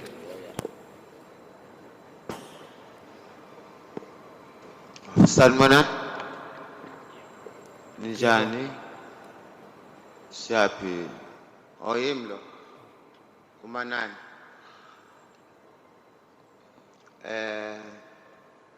Nginombuzo la, as singama shareholders, sinabanye we almost 17 years la sinama shares, and normally we're trying to sell our shares too. Like everything fails, you understand. And now it's December time. Mina broke. Ngicela ukuthengisa, ngithengela abantwana. Because I cannot ukuthi ngihlalele nemali almost 17 years. Kushona umama, kushona ubaba, kuzoze kushone nami abantwana bangatholi next. So bengicela ngize ngaletha nama state policy, letter of authority, ngiyana kuma JSE, ngizama ukuthengisa. Bazongitshela ukuthi ishare yami na 1%. Why 1%? 1%. Angazi nje ukuthi ama shares andlondlobalile mahle I can sell. Or every time ama shares mangithengisa adropile. So why? Ngiyabonga.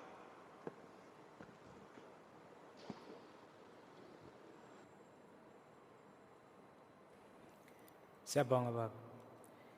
Umbuzo wako will answer it in the Q&A session. Right now we are trying to deal with the questions regarding the audit committees. Kodwa sizakhuluma indaba yakho in the Q&A session. Ngiyabonga.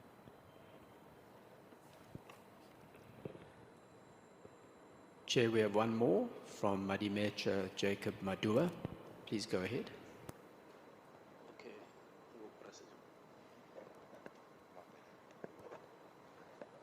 Thank you, Chair. My question is relating to the dividend. I think I'm correct on this one. The question is that it appears that your communication in regard to that is a little bit down. It's no longer like it used to be. Right now, if someone has not been here, has not been able to make here, because even now I can see if you compare the people present today and compared to the last AGM, you'll see that there is a lot of empty chairs. And of course, this can be related to the way we get the message and the way we are communicated to. And then on this dividend, we are not informed, you see. If for example, I fail to come here, like I'm here now, if others are not here, it means they are not going to hear anything about this. The communication these days, the last 2 years, has not been impressive at all.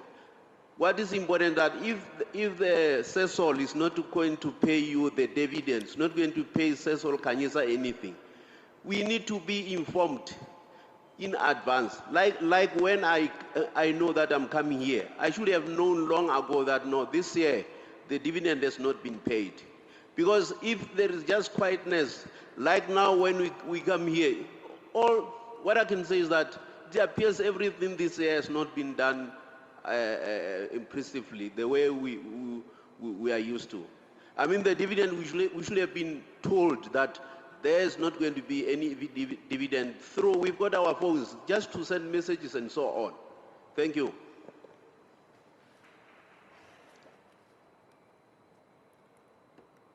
Thank you, sir. We will address your issue in the Q&A session. We are dealing with questions relating to the audit committee members. No further questions. Q, Chair. You may now vote on the election of Ms. Nonkululeko Manyika Mr. Trevor Aaron, Mr. Kannelo Makgetha, and Mr. Khanyisa. The board has reviewed the proposed composition of the Social and Ethics Committee against the applicable regulatory requirements and confirms that the composition of the Social and Ethics Committee complies with the requirements. The board recommends the election of these directors as members of the Social and Ethics Committee. Mr. Kannelo Makgetha, Ms. Talita Buikhuzo, Ms. Nonkululeko Manyika, Ms. Zanele Munnakgotla. Are there any questions on the election of the Social and Ethics Committee members?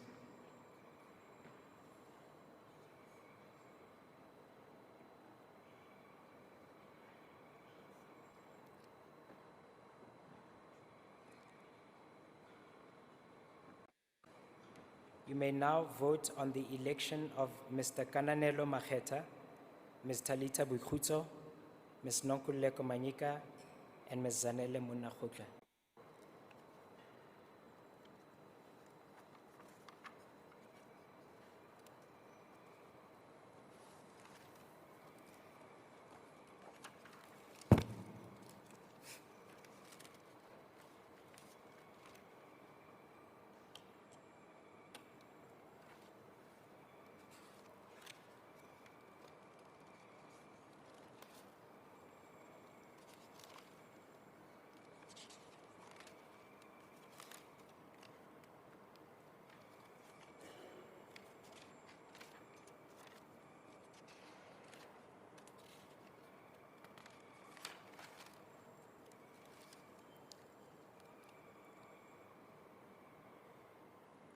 Ladies and gentlemen, I'd like to remind you that voting will close at approximately 11:25. I would now like to open the floor to shareholders to ask questions on any of the topics presented during the shareholder education session or have any additional questions on any of the resolutions. We will be taking questions in batches of 6, 2 from the audience, 2 verbal questions from the online platform, and 2 written questions to expedite the process. Myself, the chairs of the Audit Committee, Social and Ethics Committee, as well as the Board Secretary, Financial Manager, and members of Sasol Management are available to answer your questions. Given the hybrid format of this meeting, Mr. Alex Anderson from Sasol's communications team will read out your written questions. As mentioned by Mr. Vleda, shareholders can also pose verbal questions. Mr. Anderson will read out the name of the shareholder who wishes to ask a question, and Mr. Vleda will activate the shareholder's microphone. Shareholders attending in person will use the queuing button to indicate their wish to ask a verbal question.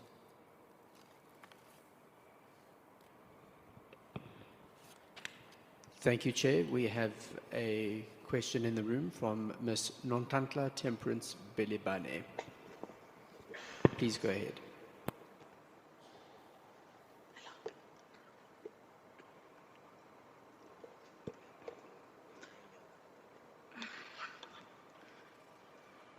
Sanibonani, igama lami ndinguNonhlanhla Temperance Belibane.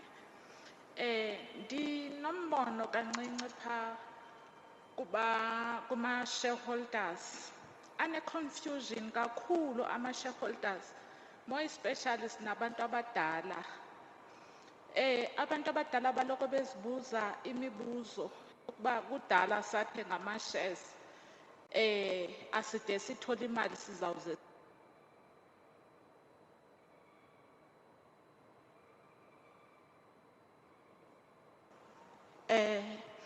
bazaze batshona abantwana bengazange bafumane next. Mna umbono wami ulapha ekutheni kufanele kube nemfundiso ngoba abantu abadala abazi ngokuthenga ii-shares ukuthi uhlala ixesha elingakanani. Mna ndakhanyiseleka mhla sasise Ellispark Arena mhla kwakunovu Sithembe kwayo owayiza ngokuba ii-shares akusiyi quick richer, you buy and keep it. So kuzathi pha exesheni boom ube fumana into ecacile ozokwazi ukuphila ngayo. So abantu abadala badinga ukufundiswa ngalento ye-shares because aba understand. Ngiyabonga.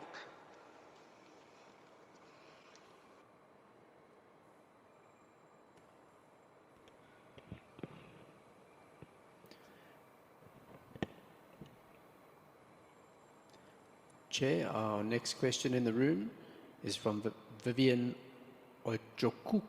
Ogochukwe Nkio Keloanye. Please go ahead.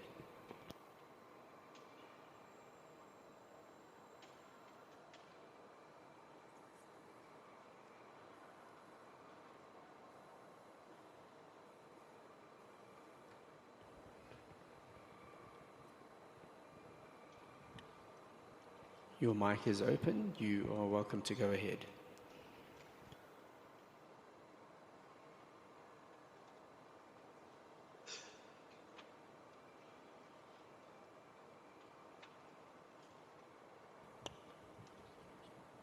Chair will move to an online written question from Sipho Maronsela. In the financials under long-term assets, they state that there is no value created in Khanyisa as the market value is less than the loan outstanding. However, they attribute a value to Khanyisa when compared to Solby 1. Kindly provide clarity on this.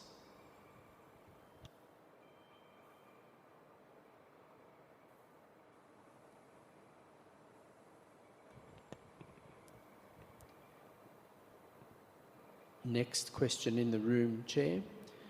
Mr. Michael Raboko. Please go ahead.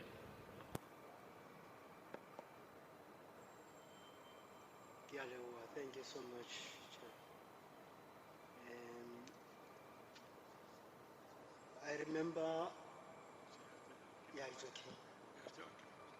Like this, okay, thank you so much. Ke hopola kgale, about 10 years back, one of the member, our question are we ready for the electric cars? And then Yabache Barry, no, don't worry. Don't worry, we are up to date.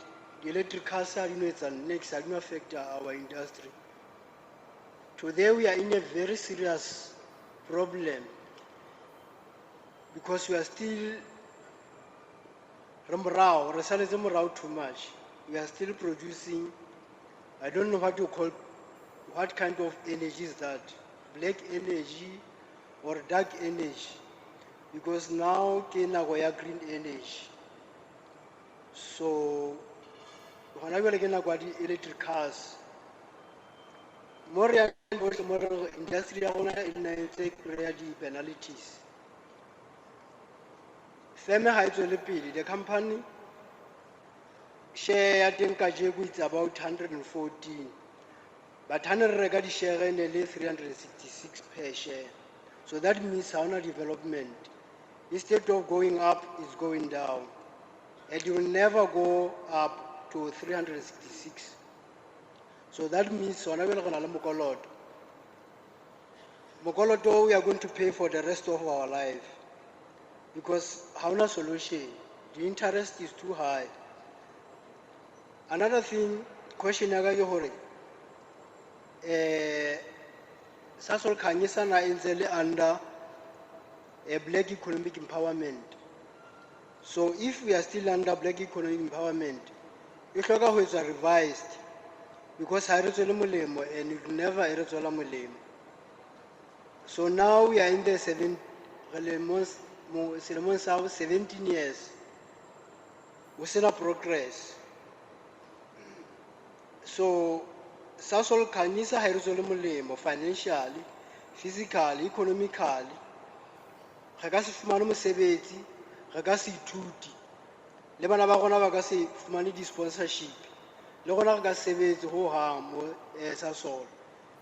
And how not promising, well, that means Sasol ha re tswele molemo and e ka se re tswele molemo and ke ke a go tswela molemo ka tsela efe kapa efe ha ile mona mo re tletse dijo fela lo ka ithusa bodutu.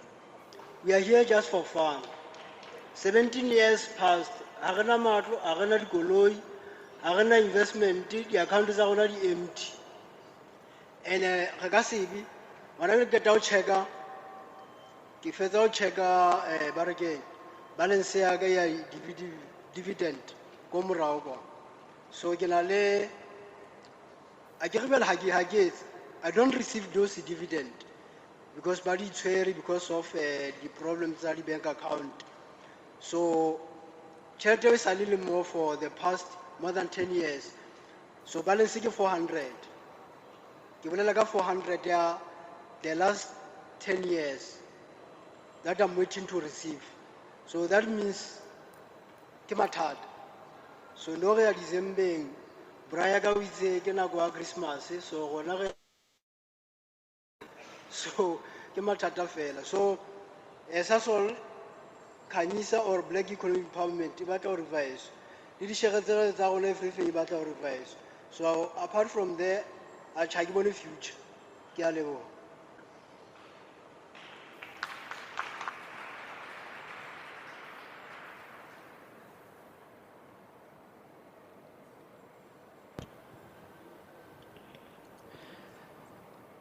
Chair, the next question in the room is from Mr. Mohabe Alex Matlahela. Please go ahead. Thank you, Chair. Yeah, well, I've got many questions and complaints here. I bring here my nephew. I bought shares for him when he was only 3 years because his mother died, and I take all the money I bought shares for him. In 2023, I was doing grade 12, and I applied bursaries from Sasol for him to go to varsity. I made all the requirements because he's a shareholder now. But his board shall through me as his guardian. I applied for both bursaries for the academic year of 2024. He passed, they declined. And then I asked myself, what is the benefit of being a Sasol shareholder? What is the benefit? This boy is doing second year in the UJ now. In the mining engineering. He's doing geology. It means he's not going to work for Sasol. He's a shareholder.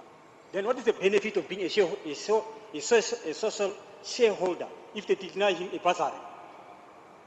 In the faculty of mining, he meets all the requirements. Now, for myself, I'm the shareholder too. And one of my children is doing grade 12. Then I never bothered myself to apply for the bursaries because obviously it's going to decline. Because I'm very much furious now because it declined for my nephew. He doesn't have parents. His mother dies. I looked after him and my parents. He lived from the, what do you call this grant? And you know the problem with NSWAS. NSWAS, sometimes it pays, sometimes it doesn't pay.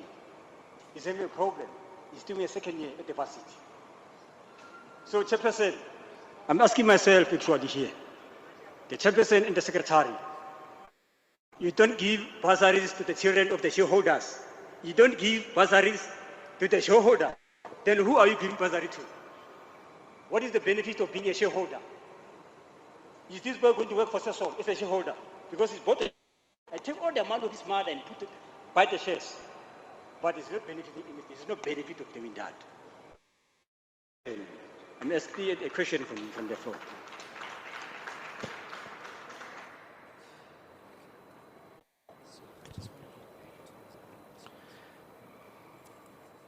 Chair, the next question in the room is from Moses Mokwalase. Please go ahead. Hi, my name is Moses Mukwalas. Now, I just want to know, how many years will it take this share to get our money? So it's 17 years. What kind of a share we sell it for 17 years? Huh? No eating, no drinking, but we've got. What kind of a share is that? Please do something for us, please.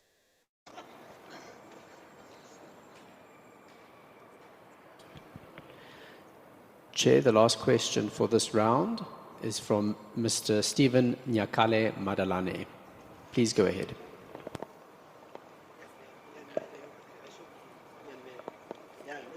Thank you for the opportunity offered. I think a great concern of most of the critical things have been raised, which I don't want to reiterate. But my most concern is with regard to communication. From upfront there, we understood that there are some things that you identified as concerns. But as long as they are not communicated timelessly and effectively, you'll keep on having the same questions that are raised this way and repeated.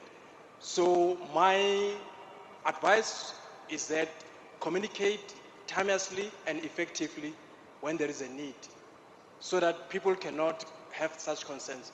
And of course, the big concern is with regard to dividends payments, which is not taking place. You'll keep on receiving it as long as you are not communicating some of things in advance. Thank you.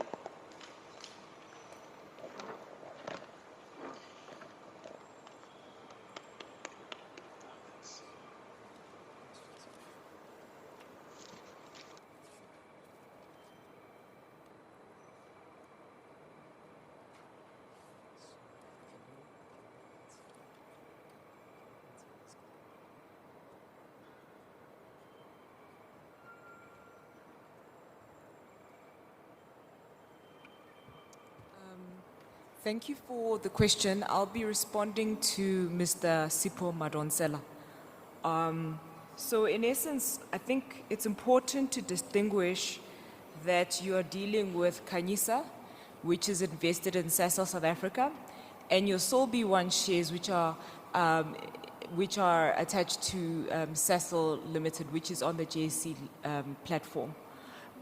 So that's an important distinguishing factor. So they're in no way related to each other or have impact on each other. And then in terms of the no value created, so in essence, the valuation for SSA is done every year, and the valuation for this year came to 27.8 billion, of which 9.2% relates to Sasol Khanyisa, which is sitting at 2.6 billion. And the vendor financing is sitting at 4.8 billion. So the residual of the two will result in no value. So up until your value exceeds your funding balance, then there'll be value created. Thank you.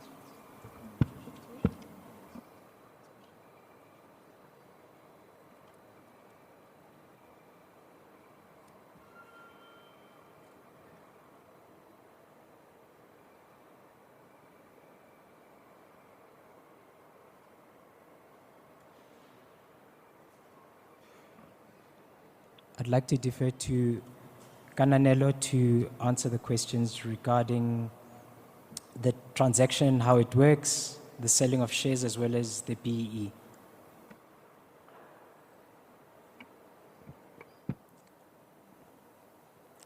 Thank you very much, Chair, and greetings, shareholders. Let me start maybe with the last question that the Chairman is asking me to answer, which relates to whether Khanyisa is still a BEE scheme. Yes, Khanyisa is still a BEE scheme, and in terms of the viability of Khanyisa, that has been addressed already, in a sense that Mr. Khahla mentioned that as your board, we have engaged senior management of Sasol South Africa in terms of the viability of the scheme, and we communicated with them some of the options that we believe that the senior management and the actual shareholders at SAE level should consider on behalf of Khanyisa. Those engagements are continuing to try to ensure that there is value at the end of the remaining period of the scheme. I understand, and we have listened to the shareholders in terms of communication, that perhaps we haven't communicated what we are actively and busy engaged and doing, and as such, the shareholders come here thinking that the scheme is underwater and nothing has been done about it. We have taken that point, and we will ensure that we improve our communication going forward. In terms of shareholder education and also what you do with your shares if the parent who was the owner of the shares is deceased, we have invested in shareholder education in terms of our communication, and we invite the shareholders to visit our website, the Khanyisa website, because most of the questions that the shareholders have regarding succession and who will inherit the shares if a person is deceased is addressed there. You will remember that in the past AGMs, we have actually addressed that issue of shares, what are shares, and what can be done as a shareholder, what do you expect as a shareholder. That has formed part of our education sessions. But we do have information already on the website, which I invite the shareholders to look at. But we take feedback that we do and can improve on our communication. Thank you.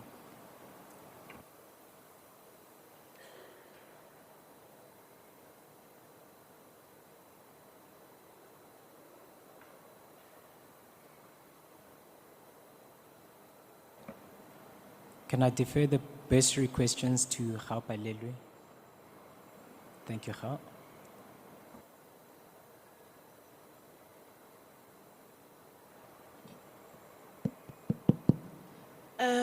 Good morning, everybody. I think in terms of the bursary allocation, similar to the shareholders here today, you must also remember that the Sasol Foundation was also born out of the same BBBE empowerment plan that, and we also hold Khanyisa shares. So our funding has also been affected by the lack of dividends. But in any case, when we do put out a call for bursaries, you must remember the bursaries are limited. So there is no, out of the total allocation of bursaries, 15% is set aside for the children of Khanyisa shareholders on an annual basis. But it's not a guarantee that every single child who has applied will get a bursary. If you understand how bursary schemes work and how selection processes work, it goes through a selection process. While they might have met all the requirements, there might be learners who are above or have more, they qualify more than others. So it's not a guarantee that every single applicant will receive a bursary, and it's the nature of limited funds. If you only have 5 bursaries to give and you have 45 applications, you only have 5 bursaries to give. And you need to go through a selection process to identify who now gets these 5 bursaries that you have available. And I hope that answers your question.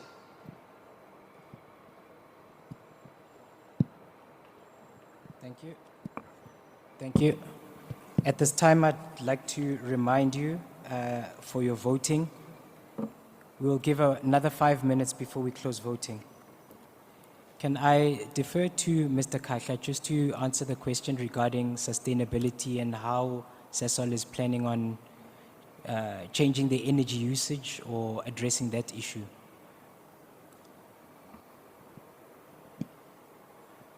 Thanks a lot, Chair. I think what is important is perhaps to start off by reiterating that Sasol has for some time been committed to energy transition.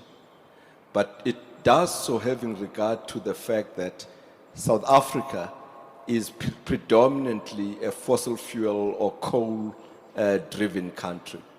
And hence at our recent Capital Markets Day, it was emphasized that we will continue to be in coal for as long as we're able to continue in that space. But we do so at a time where we are also investing significantly in green technologies. That includes, in respect of, for example, renewable energy. We're targeting to actually have an installed energy base of about 2 gigawatts of renewable energy. And that factors in a number of things that could be used, for, including in power generation for our own plants, and it lowers our own costs. But we're also factoring transition also into moves that will come at certain times. I mean, at this current moment, entry in respect of electric vehicles in the South and in the South Africa space is still low. But we are also creating the capability to make sure that we are able to meet that consistent with the demand as it rises. So we continue to be focused around sustainability. As indicated, we perhaps are the largest renewables investor in South Africa, focusing on lifting up our installed base in respect of renewable to just above 2 gigawatts. So that's reflective of our interest there, and it's an interest that remains even as we seek to effectively exploit the feedstock that we have, which essentially is coal feedstock. Thanks.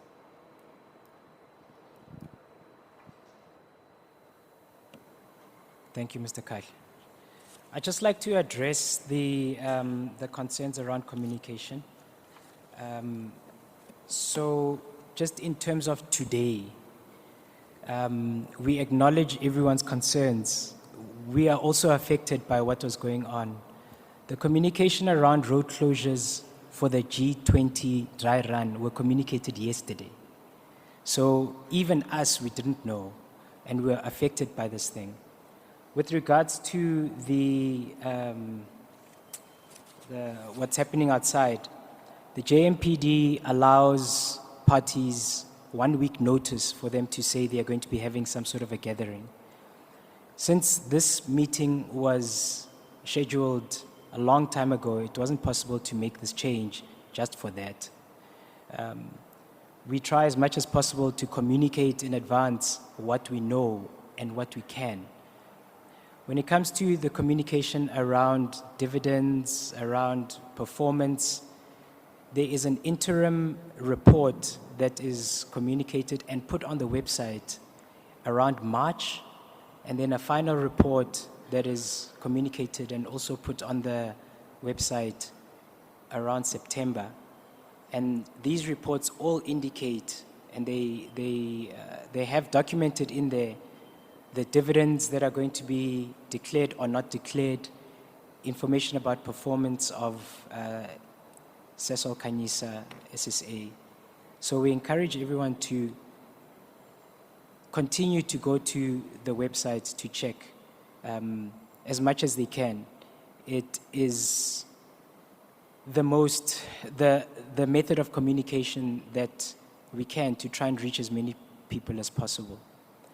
In saying that, we take your concerns and we'll try and communicate even better so that everyone is aware of what is going on in Sasol Khanyisa and regarding the dividends to all the shareholders.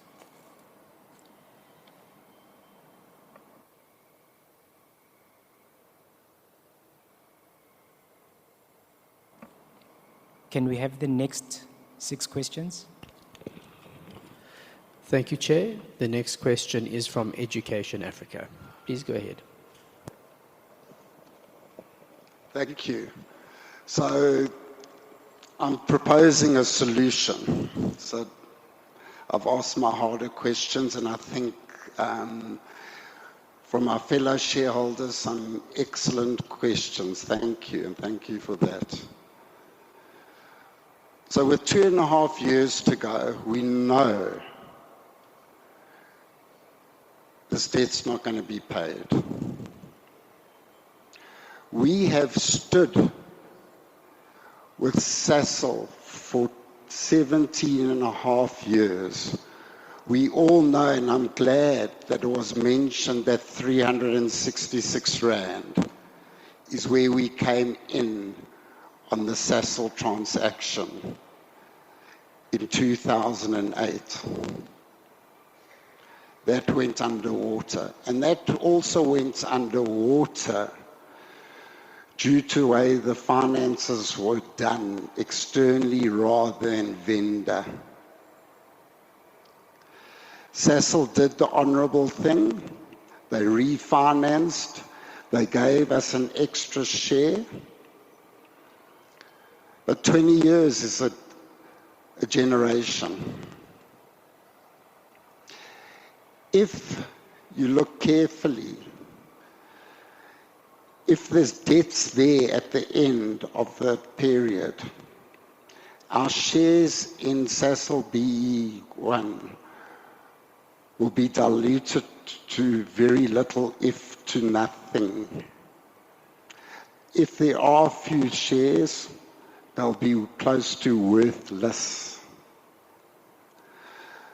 So I propose that we continue as partners with Sasol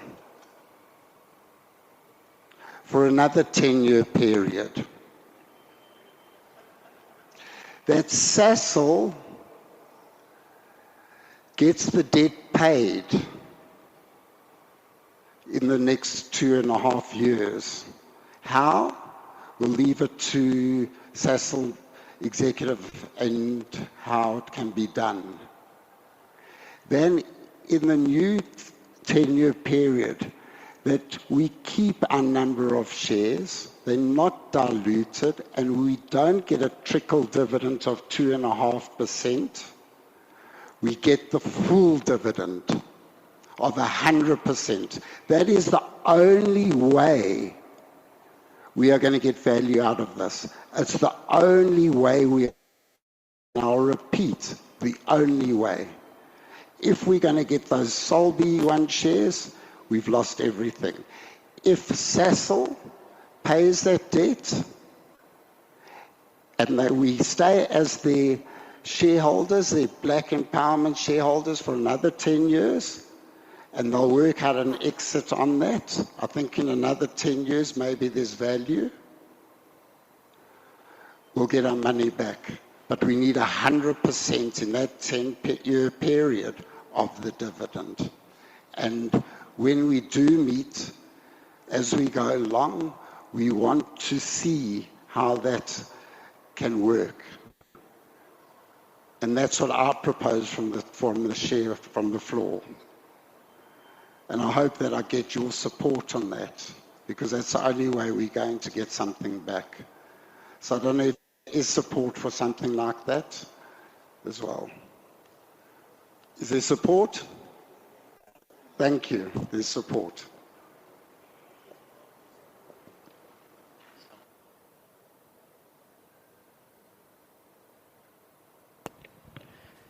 Chair, the next question in the room is from Pumula Patience Lebepe. Please go ahead.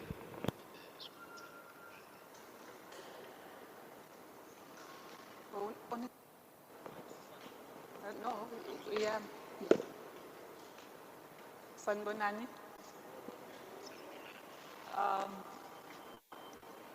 Ngibulisa abanikazi bebhizinisi.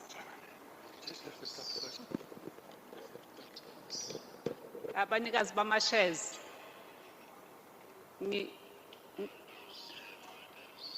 Ngibulise abaphathi bohlelo. Okwami ke angeke kuze kube kukhulu. Okwami ukuthi nje ngisupporte abaningi sebakhulumile.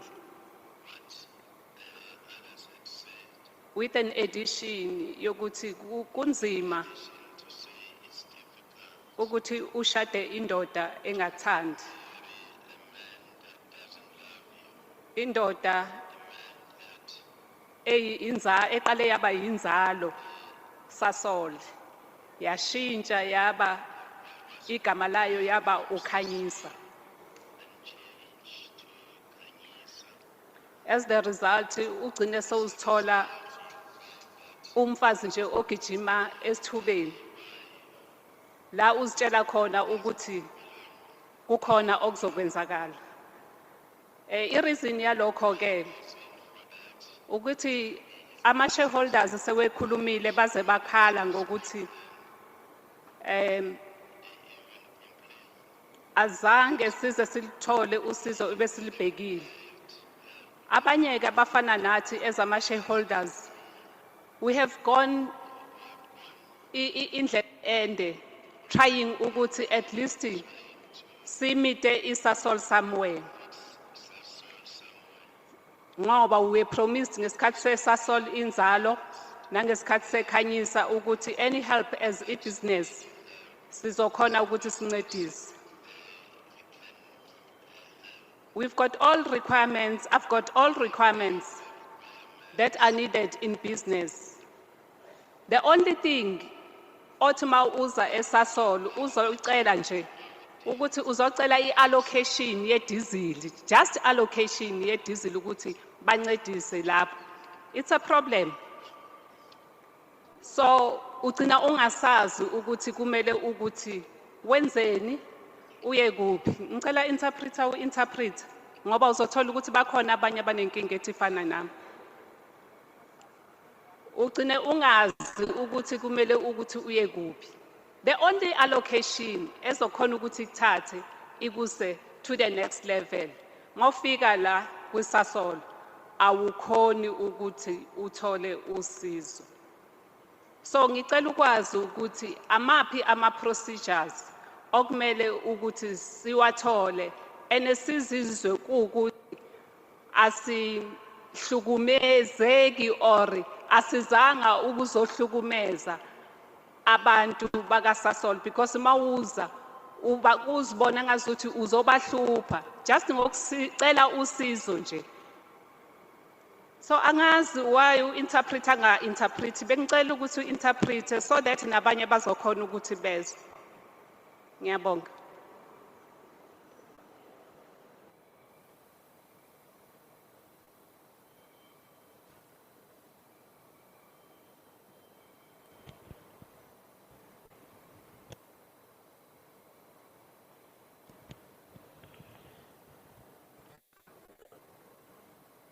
Chair, the next question in the room is from Mr. Khonse Padima Hope Tobajane. Please go ahead. Good morning, everyone. My question is more to pry on the strategic focus of Sasol. Given the current win in the Transnet court case where you guys won 3 billion on the tariff case, has it entered Sasol's books yet? And if so, the other chain that relates to this question is sort of like a question chain. Is Sasol looking to expand its coal to liquid operations, given that Petro SA has shut down in terms of its gas to liquid capacity, given this new model that's introduced? Thank you.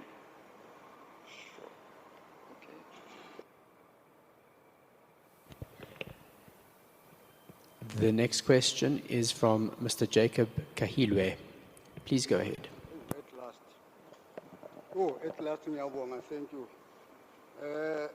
Since iKhanyisa le irane ibhatale, in fact, let me try to speak in English. iKhanyisa have managed to pay back a loan, a half-year loan for 7 years. Now, how is it possible for Khanyisa njengoba ila for it to be able to pay the remaining balance in 2.5 years? Now, my question is, what is going to happen in case Khanyisa fails within 2.5 years to repay all the loan. Is it going to be another extension of 10 years? Another new Khanyisa like they did to Inzalo or what? None board members, you are there to run the company, to see to it that it prosper, it brings back to the shoulders Abalana, some of whom have passed on. The some million amount, are you going for another 10 years? You suggest Mr. Adams now. Or what are your plans? Thank you.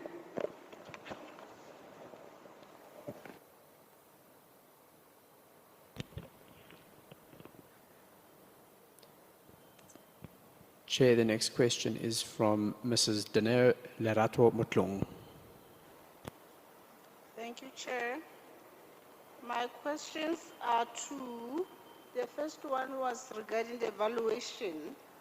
The speaker indicated that the evaluation is per accounting requirements. So he said the other one was externally prepared by RMB, the other was internally prepared. So I need to know which one should we rely on, which is the correct valuation. The second question is regarding the education. Every question that is asked regarding stakeholder education is referred to the website. As indicated before by other speakers, we are dealing with elders here who do not have access to the website or don't even know how to use the website. Can the company maybe review the other ways of educating the shareholders and how they make sure that the message that they want to put across is received and understood? Thank you.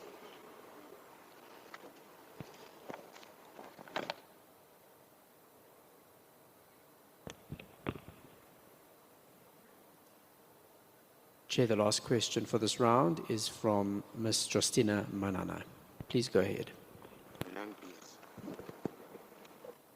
Hello, mina ngisasip carry on. Sharp.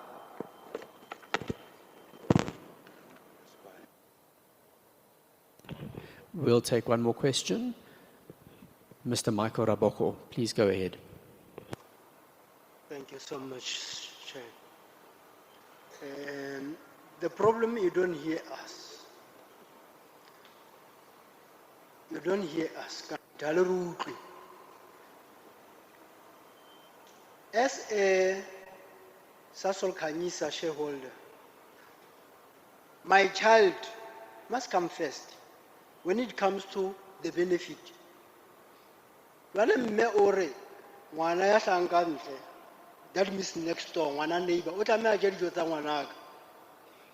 So even Wanaga and a Haj. Even if Wanaga aga create the lowest grade school, what am I be the first priority? But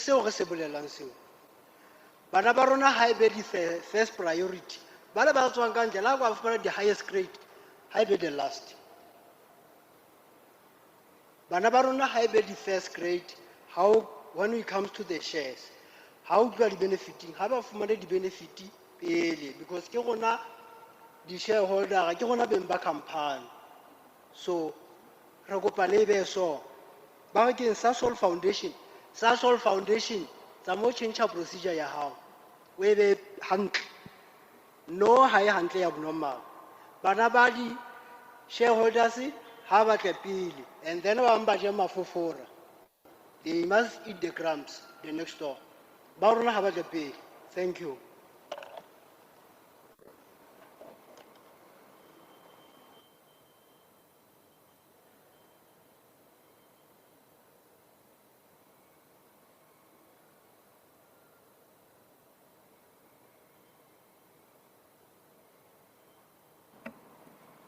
Mr. Kahla, would you address the question regarding Sasol expanding from coal to gas, coal to gas, coal to liquid, and the Transnet issue?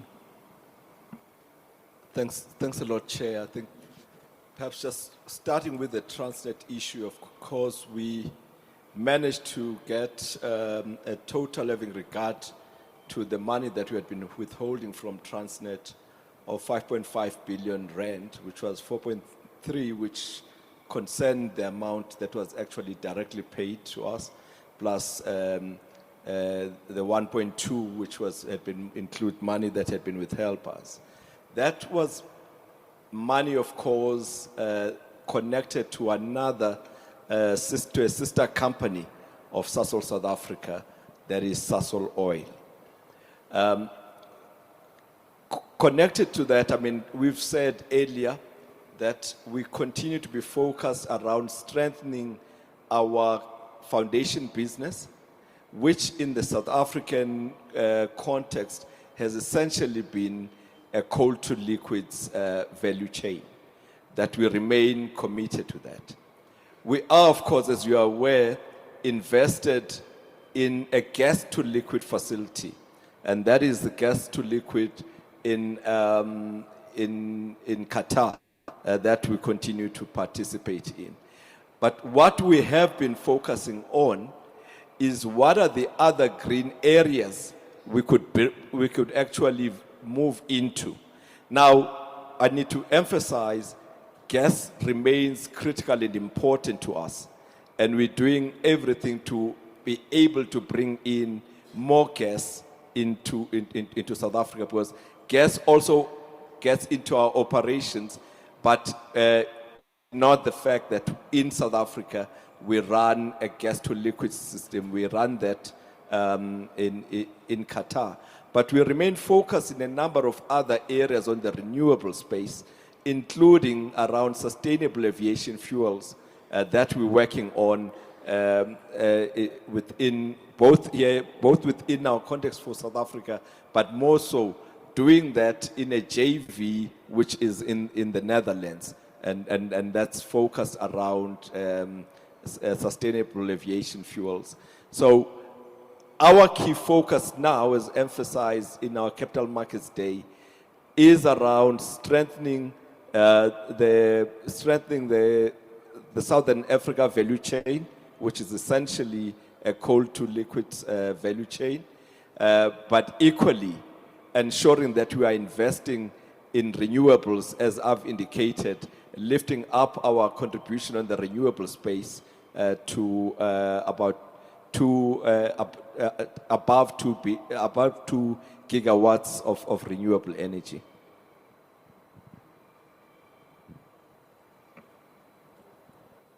Thank you. Can I refer to Tapiwa to address the question regarding valuations?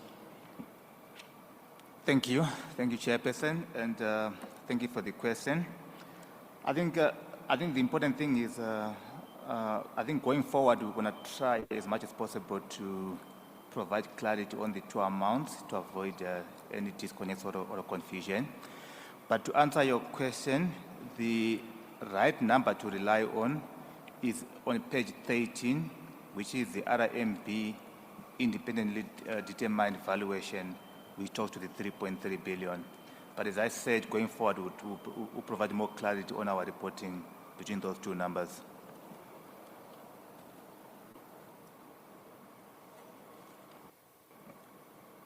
Thank you.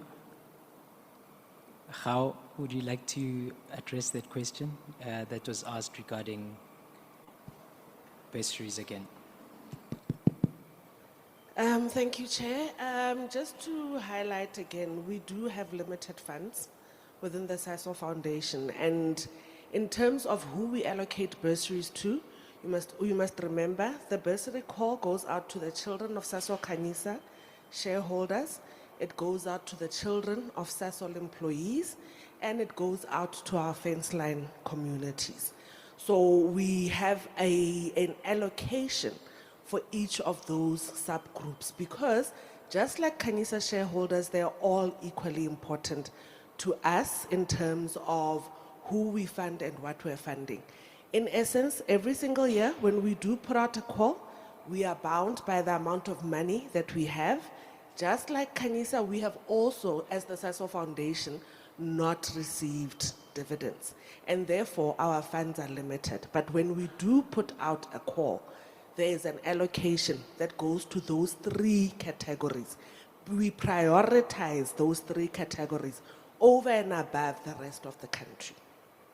I hope that answers the question.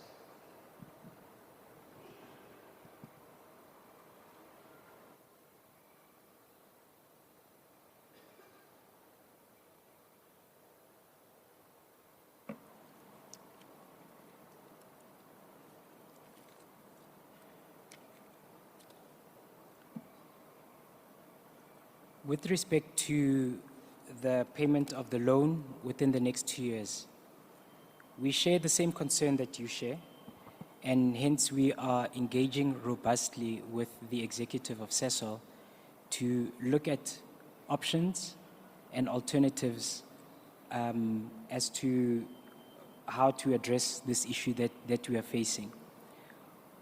As much as the economy can turn negatively, can also turn positively.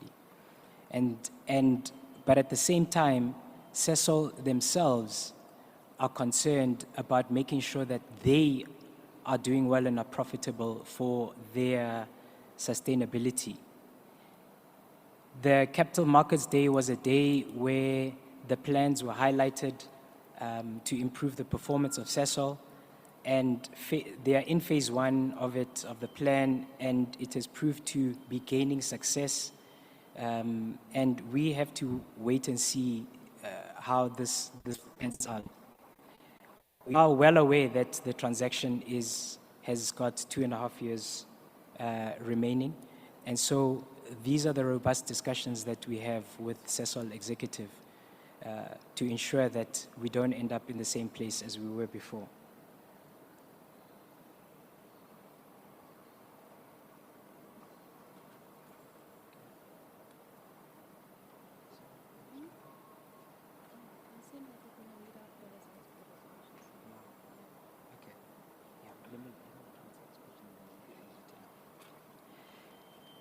With the last question or comment from Education Africa, we appreciate your suggestions.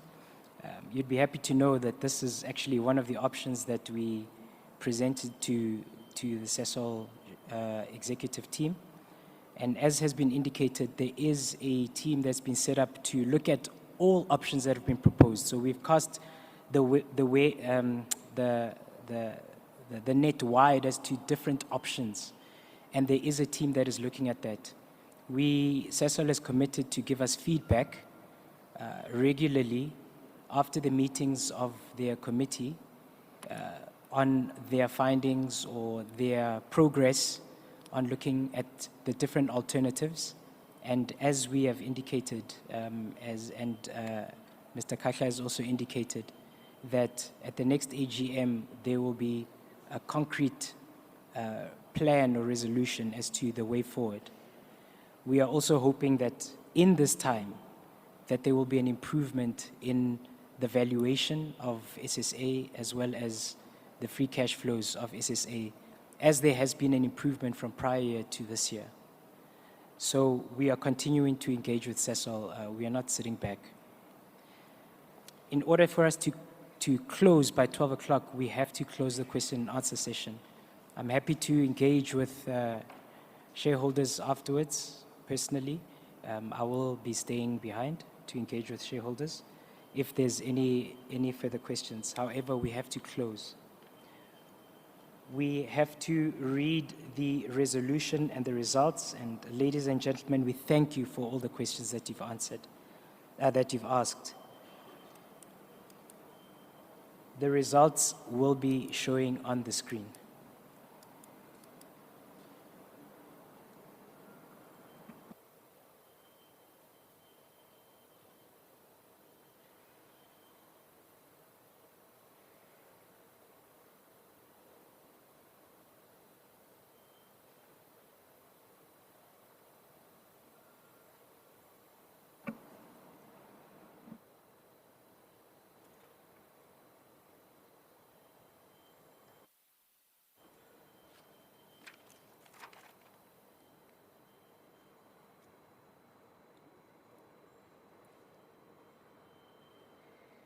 We sincerely thank you for your continued support, confidence and trust, and for attending the 8th Annual General Meeting. Rest assured that we want the Sasol Khanyisa transaction to be successful and sustainable. I'd like to remind shareholders to immediately advise JSE Investor Services should your contact or banking details have changed. This is to ensure that we can communicate with you and process any unclaimed dividends. Should you do not have received prior dividend payments, please contact JSE Investor Services to update your banking details.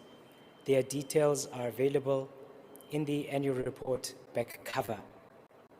They also have a walk-in center that is situated at the back of the venue where you can ask questions and update your details immediately. I would also like to ask for your assistance in sharing this information with any family members, friends, or people in your community that may also be Sasol Khanyisa public shareholders. Please ensure that you hand in your voting keypads and translation headsets and receivers before you exit the venue. From myself and the directors, we hope that you remain safe and healthy and look forward to seeing you at next year's annual general meeting, which should be a cracker. I now declare the meeting closed. Thank you.